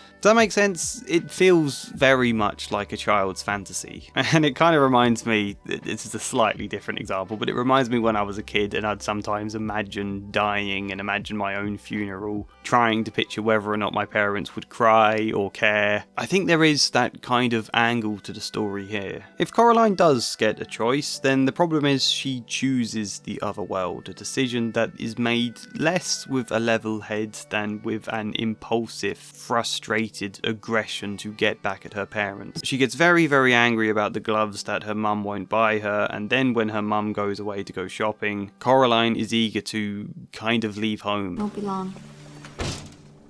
But I might be. And I think the comment, "but I might be," suggests she's kind of excited about the idea of her parents getting home before she does, worrying where she is, enjoying their fear there. Anyway, she makes this decision to go to the other world, and then she gets stuck there, and then her parents are made prisoners, and it's one of those twisted, be careful what you wish for kind of moments. Because she wanted her parents to leave, right? And she kind of wanted them to need her as well. Now they definitely do. What am I getting at in all of this? I've been kind of waffling a little bit. Well, there's a term called magical thinking. It basically means the idea that your thoughts can be magically responsible for events that take place. For example, if a kid shouted at their brother, "I wish you'd go away and die," and then say a week later that brother happens to be struck by lightning or something, the first kid had no involvement in that death. Logically, we can understand that, but the kid said it, thought it, partly wished it on some level. And so that kid may, on a less logical level, feel like they are responsible, feel like their thinking magically caused this to happen, leaving them then with a lot of guilt. It's a very extreme example there, but it's quite ordinary for children to reason in this kind of way. You know, one of my old tutors used to talk about the Lion King. Simba sings about how he just can't wait to be king, then Mufasa is crushed in a stampede, and it's that kind of moment. Simba then runs away to hide in guilt and shame. Coraline wished for new parents. I don't think she says it, I don't think she even may consciously think it. Although we do see her making comparisons between the two versions. Subconsciously, I think she definitely had that fantasy. And then it came true. Her real parents were replaced, and it's absolutely horrifying. And luckily they weren't gone for good, because Coraline was able to go back and save them, and to recognise not to really blame herself. It was the Beldam's manipulation and trickery that did all of this. Freud speculated that the Oedipal rivalry was an ordinary stage of development, to just be desperately, frustratingly wanting all of that care and attention, and then out comes all of this aggressive sides towards anyone who seems to get in the way of it, that you want them gone. Not actually dead, even when kids might say that, you know, because death isn't really a concept they fully understand. In that earlier example I gave about the brother saying, "I wish you would die," they won't really mean that. It's just an insult designed to hurt, and it sort of just means not there. You want them not there, and rarely for good either. Because again, children struggle with the finality of death. There's this kind of idea that they'll just sort of wake up from it at some point. So they don't really mean gone. These are just fantasies and aggression to not take too seriously in that level. And hopefully if you have space to express some of that stuff and have it listened to and have empathy and your caregivers help you manage the aggression, to reassure you as well that you are secure and loved, hopefully you move forwards. But if in some tragic circumstance there is a death, or somebody does go completely, it becomes a lot harder to develop out of this stage, because the guilt leaves you more stuck. If it happens to come true, magical thinking again does make you feel responsible. Simba was terrified of replacing his father in case it meant feeding into that desire to be king again, that secret wish, the recognition he can only be king with his father dead. Luckily, though, Coraline doesn't have to face that trauma. I mean, the events of this film are already more than enough trauma if you take them literally, but she is able to save her parents, and she has her fantasies and she expresses her aggression, and she probably does feel some hate towards her parents, and to their work, and to how important that is to them. But she also realises she feels love too, not just hate, and that it's okay to feel that, and that this is all part of a big whirlwind of emotion that is every social interaction ever. Coraline, I suppose you could say, gets the fantasy both ways. She enjoys the fantasy of getting rid of her parents, but also the good fantasy of getting to realise that's wrong and getting to reverse it by heroically saving them and showing her love as a result. All of these conflicting emotions, all of these experiences to do with rivalry in some way, ideally become experiences you can manage healthfully, and hopefully rather than a threat, rivalry becomes something motivating. If we go back to the very Freudian example, it changes from "I need to kill and replace dad in order to be with mum" into a more mature kind of "I can become someone like my dad, as good as him, hell, maybe even better once I start spotting his flaws. I can become that in order to be with someone like my mum." You know, a relationship with someone where there is love and acceptance and care that somewhat taps into feelings and experiences that you ideally had as a child. It's that, and it's also hopefully learning that it's okay to be your own person too. Because sometimes rivalry can be a healthy motivation, yes, and that we should not just be thinking about this in terms of parents. I think of like well-functioning football teams where there's players who might not get to play every single game, but they still feel they belong, they still feel they're contributing to the team, and they are motivated to learn from whatever rival player it is that's taking their position in the team. That can be a positive. Or alternatively, rivalry can be really unhealthy, and it can then take a lot of personal strength to go, no, I'm not going to get drawn into some endless, stressful competition for a promotion that my boss is only dangling over to make me work harder. I am worth more than just seeking his approval. That's also an experience with rivalry where you're having to manage boundaries. All very interesting, but it doesn't line up entirely for Coraline, does it? No. That's because this video wasn't actually meant to be about her. It was meant to be about the Beldam. The Beldam desires Coraline, and so invents this whole world and disguises herself as another mother in order to try and impress her. Why does she want her so bad? She wants something to love, I think. Something that isn't her. Or maybe she just loves something to eat. The story is vague there, as it absolutely should be, and there is a sense she does need to literally consume to survive. However, when the Beldam screams, "Don't leave me, I'll die without you," as Coraline flees, I believe there's an emotional component to that too. I quite like the idea that the talk about consumption isn't just literal, the confusion between loving and eating, caring and possessing, which obviously lines up perfectly with the theme of Coraline trying to understand those differences for herself. The Beldam wants all of the objects she desires, to obtain them entirely, and when there's something in the way of that, something preventing it, she treats that as a rival to remove. Okay, at first she is happy for Coraline's parents to exist, because that's how she gets close to Coraline. I will be her other mother, I will appear as a much better parent than them. And it works. Coraline is increasingly fed up with her real parents, and that makes the Beldam appear a better alternative. The Beldam is winning that imagined rivalry until the moment she wants Coraline to surrender her eyes. Then she starts to question things and to miss her parents. Suddenly the Beldam isn't winning this rivalry, the parents are, and so now she can't stand them, has to remove them. The Beldam makes them her prisoners, hoping Coraline will just forget about her real parents and come back to her. Perhaps they've grown bored of you and run away to France. Because it's as simple as that, obviously.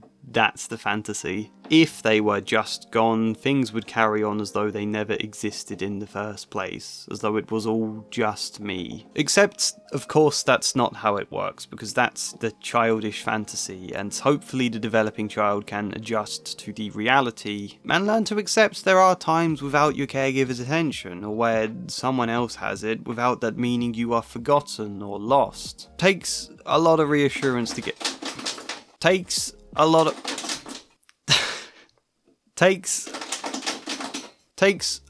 reassurance to get there, and if we were Freud, he would be making a very Oedipal interpretation of the Beldam. But like, this is only one interpretation of the movie, and out of all of the videos I've made, I think this is actually my least favourite interpretation, even if it's still interesting and worth discussing. And I think it does tie into a lot of what I've discussed in other videos, but I don't think there's too much to just this interpretation on its own. The world has moved on from Freud and the Oedipus complex. Sleeping with or murdering parents, gouging out your eyes in guilt, which I've refrained from linking to the button eyes here. Genital envy, that was another part of his theory.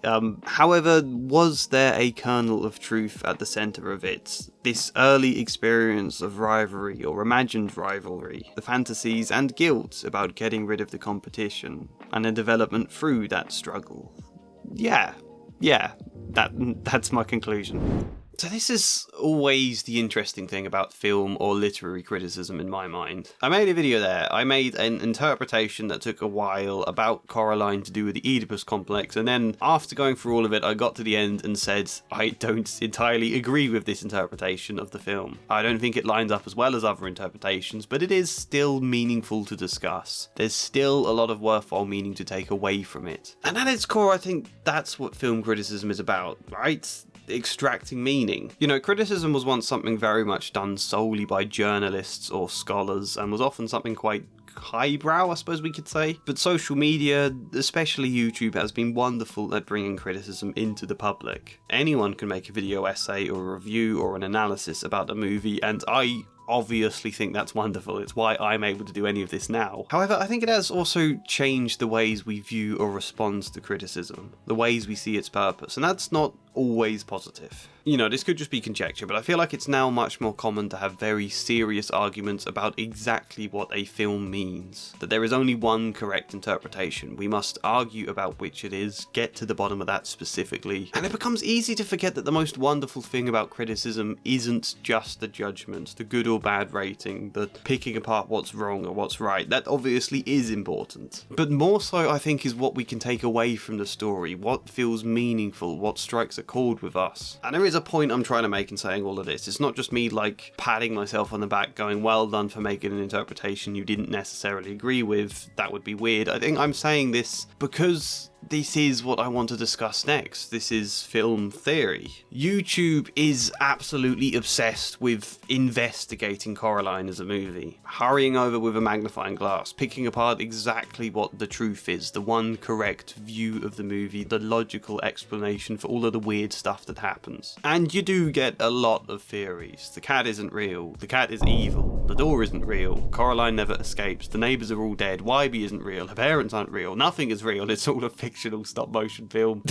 I think film theory does have a place. I also think sometimes it is correct and interesting and quite meaningful. I very much subscribe to the theory going around that Mr. Babinski worked in the cleanup of Chernobyl and contracted radiation poisoning. I think that's a good small intrigue that just adds an extra dimension to the character. It's a nice little extra thing to throw in. I think the film did intend that. And similarly, there are probably other good interpretations and theories out there. I've not seen all of them, there's billions, nor am I going to sit here and debunk a ton of them that I don't personally like. However, I do want to discuss this point. The popular theory that Coraline never escapes the other world and is still stuck there. The other mothers just made it look like she escaped. There's a lot of different theories that kind of point to this idea. I think some of the main evidence is the inconsistencies in the animation. Then there's the fact the other mother's face can be seen in the garden at the end, and also we see the cat disappear at the end. I think some people make a big thing out of that. But both of those are touches I love in this film, and I personally interpret them completely differently, so I wanted to discuss that. And I think these touches are shown to confirm that all of the events we've seen were real. It wasn't Coraline dreaming or hallucinating or whatever else. The cat really does flip between worlds. The other mother really did capture Coraline's parents. Most importantly, I think it emphasises that the other mother has had an impact on them. This comes back to what I said earlier about her not being destroyed, the experiences staying with Coraline. The trauma, if we were to take it literally. You know, I see her face in the garden as an expression of that. Coraline is seeing the other mother in ordinary, harmless places because the terror of it is all still in her mind. It's also a really cool parallel that the other mother designed a garden all to look like Coraline. Now Coraline and her parents are making one that looks like the other mother. There's so much meaning we could extract from that parallel. Off the top of my head, I could say, is it just Coraline seeing this because of the trauma? Or are they subconsciously designing the garden like her face as a means of processing their experiences with the other mother? Although, to be fair, I don't think any of them were laying the concrete for this shape.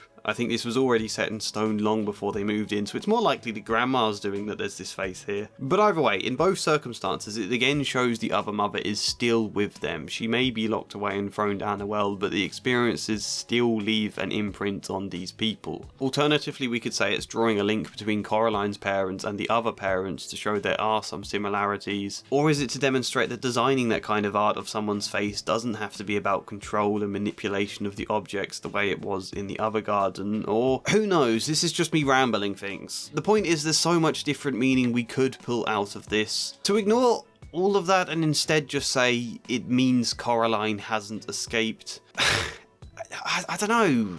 Why does that fact matter? What does that itself mean? What's the point in having Coraline secretly not escape? Surely that just defeats all of the thematic depth, all of the development and the deep emotional journey that this film has been exploring. Maybe I'm just being belligerent now, but I think the most meaning you can get out of the idea that Coraline is still stuck in the other world is just to say, ooh, that's kinda creepy. Which feels very shallow to me. Not to say there couldn't be more meaning to it. You know, there are circumstances where Coraline being stuck there could be a meaningful twist, but only if this film was exploring something in that, rather than it being a twist that would undermine all the previous exploration. Seeing the other mother's face strikes me as symbolic and metaphorical, and sometimes when you analyse everything in a very rational and realistic lens, you lose everything the art is doing. And as for the cat, I think of course it disappears in the end. I'm sure there's a quote somewhere, I know I've seen it, that Neil Gaiman explains he wrote Coraline as a way to explain where cats go when they seem to disappear for hours at a time. It's like a fun, childlike answer to that question for a children's story. They disappear into completely different worlds, and then they come back whenever they happen to fancy. That's not literally true, but it's exactly how cats feel. Kinda like the Cheshire Cat. All of this is a fun exploration of how mysterious and solitary cats can be, imbuing that with an idea of magic or fantasy, which is all perfect characterization for this creature that does come and go with a level of indifference, providing wisdom for Coraline but without having to get too involved in the events of the story, being there when a story needs someone for Coraline to bounce off of, but also not being there when Coraline needs to have her own hero's journey. It's a perfect vehicle for the role the cat needs to play in the book to facilitate Coraline. Of course it disappears at the end, it's a perfect final flourish for the character.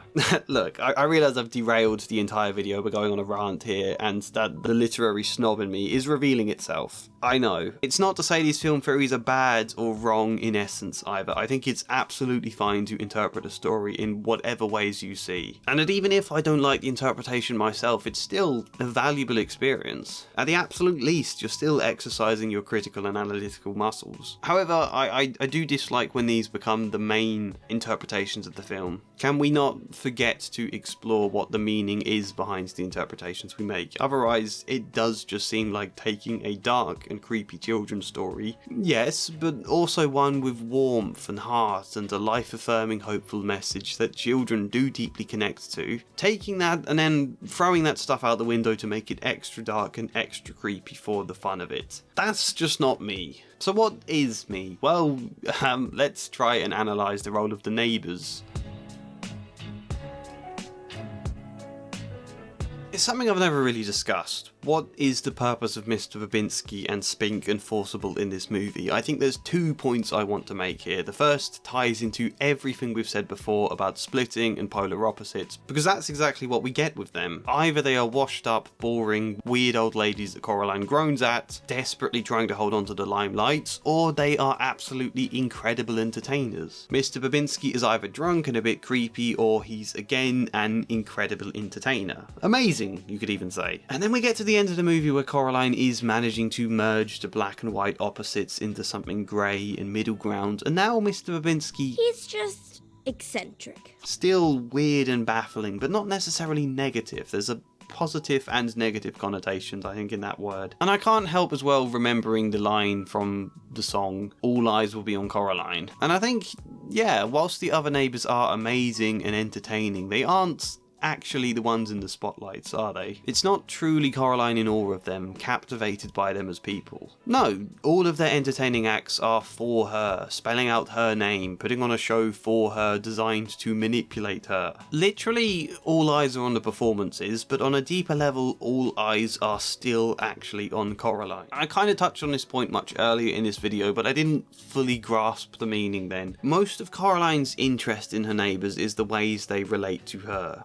Mr. Babinski is strange and off-putting. He doesn't even get her name right. His jumping mice are nonsense. She's not that interested until he gives her an ominous warning, says something to do with her, about her. Similarly, Spink and Forcible are dull and Coraline zones out of the conversation, isn't particularly bothered about the sweets, and doesn't listen to the answer given about the dogs, which Coraline only asked to confirm her suspicions. Then they tell her she's in grave danger. They talk about her. That's the interesting bit. And obviously we could say her interest is the fact they're mentioning danger. That's true, but also when we do see the other world and all of the performances are for her and all the eyes are on her, I think we could kind of say the people around Coraline are only seen as interesting when they are talking about Coraline or doing things for Coraline. Otherwise they're kind of dull. She's not really interested in who they are independent of Coraline. In that sense, yeah, what is a more interesting fantasy version I can imagine of these people? It's a version of them putting on performances solely for me, which again is what annoys Coraline so much about her parents, that their sole focus isn't entertaining Coraline, focusing on her, talking about her, paying attention to her. And the point I'm making is curiosity. You see, none of Coraline's neighbours really change. Okay, they get her name right in the end, and WYBIE does get a bit more arc, and he does take her seriously by the end of this story, but Babinski, Spink and Forcible are mostly the same. Her parents are mostly the same. The only big thing that changes is how Coraline sees them, no longer seeing them as people to entertain her who should be listening to her, people who have their eyes on her, but just as people. People she can also listen to, people whose lives she can choose to pay an interest in, choose to be curious about. Do things for them, with them, ask about their dog. How's Angus doing? How are the Mushkas, Mr. B? Coraline invites everyone round and wants to bring everyone together. She is actively seeking connection here. You know, it doesn't sound that big a difference, but the difference between wanting everyone to come together to focus on you and just wanting everyone to come together as a whole, as a collective. It's a small point, but it's a lesson I can very vividly remember realising for myself when I was about 18. That the world is so much more fun and interesting when you're actually curious about other people. Often simply for curiosity's sake. I don't mean like being nosy, I just mean being interested in who they are, rather than just in how they relate to you. And it's quite a young age for Coraline to have to be doing all of this. I think it's quite understandable for Coraline to be needing attention at this age. You need that reassurance to develop your secure attachment. That is important, but at the same time there is a very mature development and recognition going on here that you could take further, that you could say, you know, what if my parents' work isn't just a distraction from me, but something I can pay an interest in? It's a part of their independence, a part of their world that I can then choose to enter, choose to ask questions about, rather than them always having to enter my world. Again, it is a very young age for Coraline to have to be doing that, but it's also healthy as a way of coming to terms with the rivalry. This annoying, distracting other, this work, this thing that keeps my parents away. What if it's not something bad for me to sabotage, but something I can accept and I can pay some interest in myself? That seeking to engage with their work and why it's important to them is a means for me to then be closer to them. And I think in many ways, all of them working on the garden together at the end is a blending of all of their interests. Her parents who have careers all about gardening, even if her mum hates dirt, and Coraline who wants a garden with tulips in. Spink and Forcible and Babinski are also helping out, but it isn't all an act of let's get everyone to do something for me as Coraline to make my garden. It's an act of people being together. This is in many ways the ultimate point behind Melanie Klein's Depressive Position, to recognise that other people can be totally independent and separate from me. In many ways, yeah, that is a little disappointing, but it also means there's something external from you, something separate that you can then choose to pay an interest in and choose to connect to. The fact the world doesn't revolve around each of us can make us feel very small and unimportant, but also it can make the whole world feel so much more big and interesting and something to get lost in. I'm rambling a little now, but I think talking about this has helped me clarify another massive theme in this story, something I can't believe I haven't noticed before. I've always liked the way the cat turns its head sideways in this film, and so does WYBIE and Coraline. I think it emphasises the ways the three of them can all connect. It looks cool in the animation, but it's also an idea of looking at things from a different angle. Just like the camera flips for this transition, or Spink and Forcible view the tea leaves from different angles. Or we view the whole world through a hole in a stone, or through these lenses, or through a different set of eyes. Isn't that just perfect here? Isn't that exactly what this film is all about? All of Coraline's growth and arc is mainly about changing the way she views the world, views her parents, views the people around her, views herself. Reminds me of that exchange where her mum tries to argue that school could be fun and Coraline is like, nope, it's stupid uniforms, everything is stupid, all the world is terrible. But it's not. School could absolutely be fun. And whilst that point isn't something really discussed again at the end of this film, I think Coraline does realise that. Her approach and her perspective has changed. And that is kind of all I want to say there, but before we move on, I think it's also important to remember that the big part of why Coraline is so insistent the world is boring is precisely because she's upset about moving home. She misses her old friends, and I think kind of wishes she was still there. Is that not a big part of her anger towards her parents? Is that not a part of why she pushes WYBIE away so much at first? She doesn't want new friends, she doesn't want to feel like she's replacing her old ones. So I just think it's important to remember that a person can't just change their perspective, not even when they want to. You have certain perspectives for reasons, often deeper emotional reasons, and they need attention. Coraline isn't ready to feel positive about school or about WYBIE or her parents until she's done being angry with the fact that they have moved home. It's important she's angry. And the other mother being this idealised version to compare her parents badly against, that does exaggerate her anger more than is necessary, but the anger itself is still important. I think in this film we see her working through her feelings, and then slowly her perspective starts starts to shift. Slowly the real world starts to seem less dull, and the other world starts to seem less wonderful and more bug-like and icky and disturbing. I love how seamlessly the dim lighting goes from being something cozy to something ominous. Let's talk more about bugs, actually.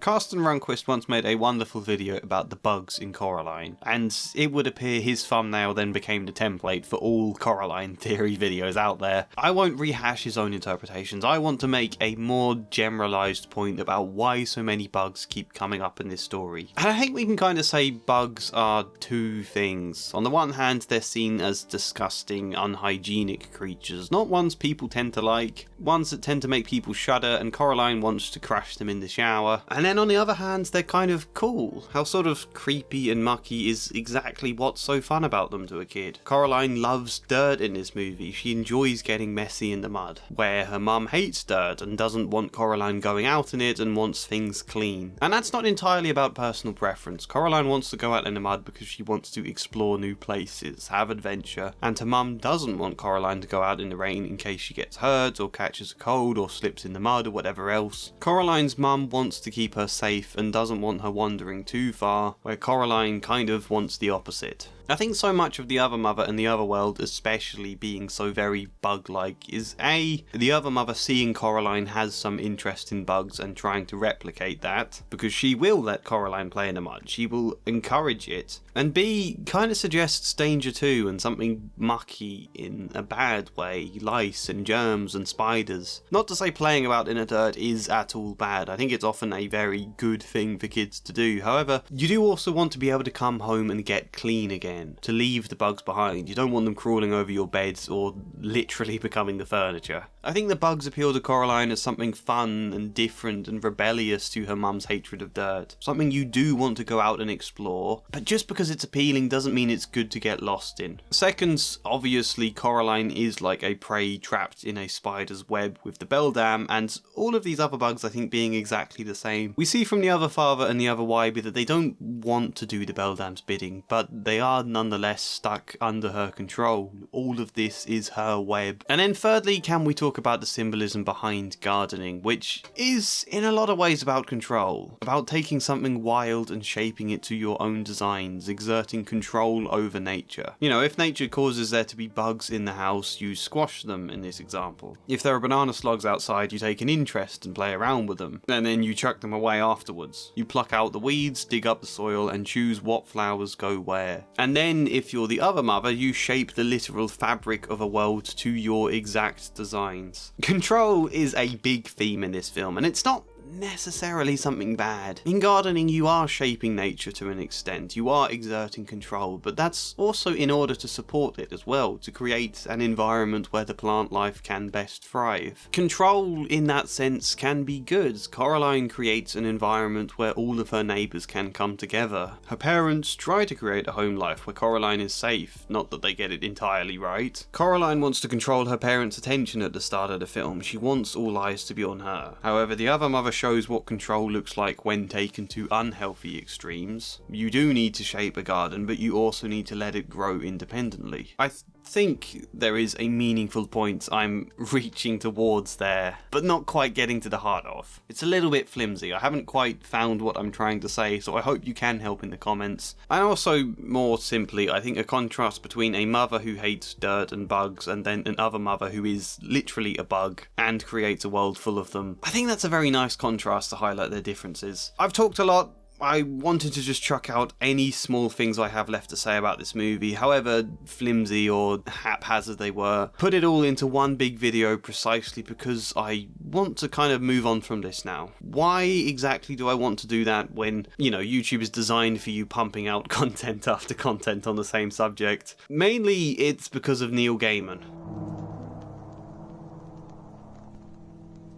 You may not have heard, I didn't find out until after my object relations video, but Neil Gaiman, the author behind some of my favourite stories, including Coraline, is currently being investigated after allegations of sexual misconduct, sexual abuse and coercive behaviour. And I got a few comments on some of my videos asking why I was making videos about Coraline in the light of this news, and partly it's because I didn't know at first, but I still had things I wanted to say about a genuinely wonderful movie. An adaptation made by all sorts of wonderful people who poured so much love and effort into creating something beautiful. It's insane how many different people work on a movie, especially one as time-consuming as stop-motion animation. Does all of their talent and all of their hard work deserve to be tarnished because of the author behind the original book they were adapting? It's a good question. It's a tricky question, and not one I have a definitive answer to. And of course we are just talking about allegations at this stage. I should say that. It would be legally stupid of me not to say that on a public video. I love this movie. I'm passionate to talk about it, but on the other hand, even if Neil Gaiman didn't make it, even if it's not what I'm meaning to do, I think I am still indirectly promoting something he earns money from, as well as indirectly promoting his original book. Do I want to do that? How do I even feel about it? It's a confusing mix of emotions when you discover someone you looked up to is potentially and allegedly not a good person. And so I think personally that just leaves me feeling like I'd rather focus on other things instead, you know? There are so many other wonderful films and shows and stories out there that I could be talking about. It just makes sense to move on, and I think how I do that is by chucking out everything I could possibly say and could ever want to say about Coraline in one big chunk. Then it's there, then it's like a package you can just leave behind, you know? So I really hope you've enjoyed all of this. I hope it's been a bit of a journey and that there is something meaningful to take, something we can connect about in the comments here, but also something I want to keep just here now. Maybe all of that sounds stupid, I don't know, but like the video if you did like it, comment your thoughts as a whole, subscribe, support me on Patreon or buy me a coffee. Or check out our second channel where I talk with my fiance about movies and other stuff. Otherwise though,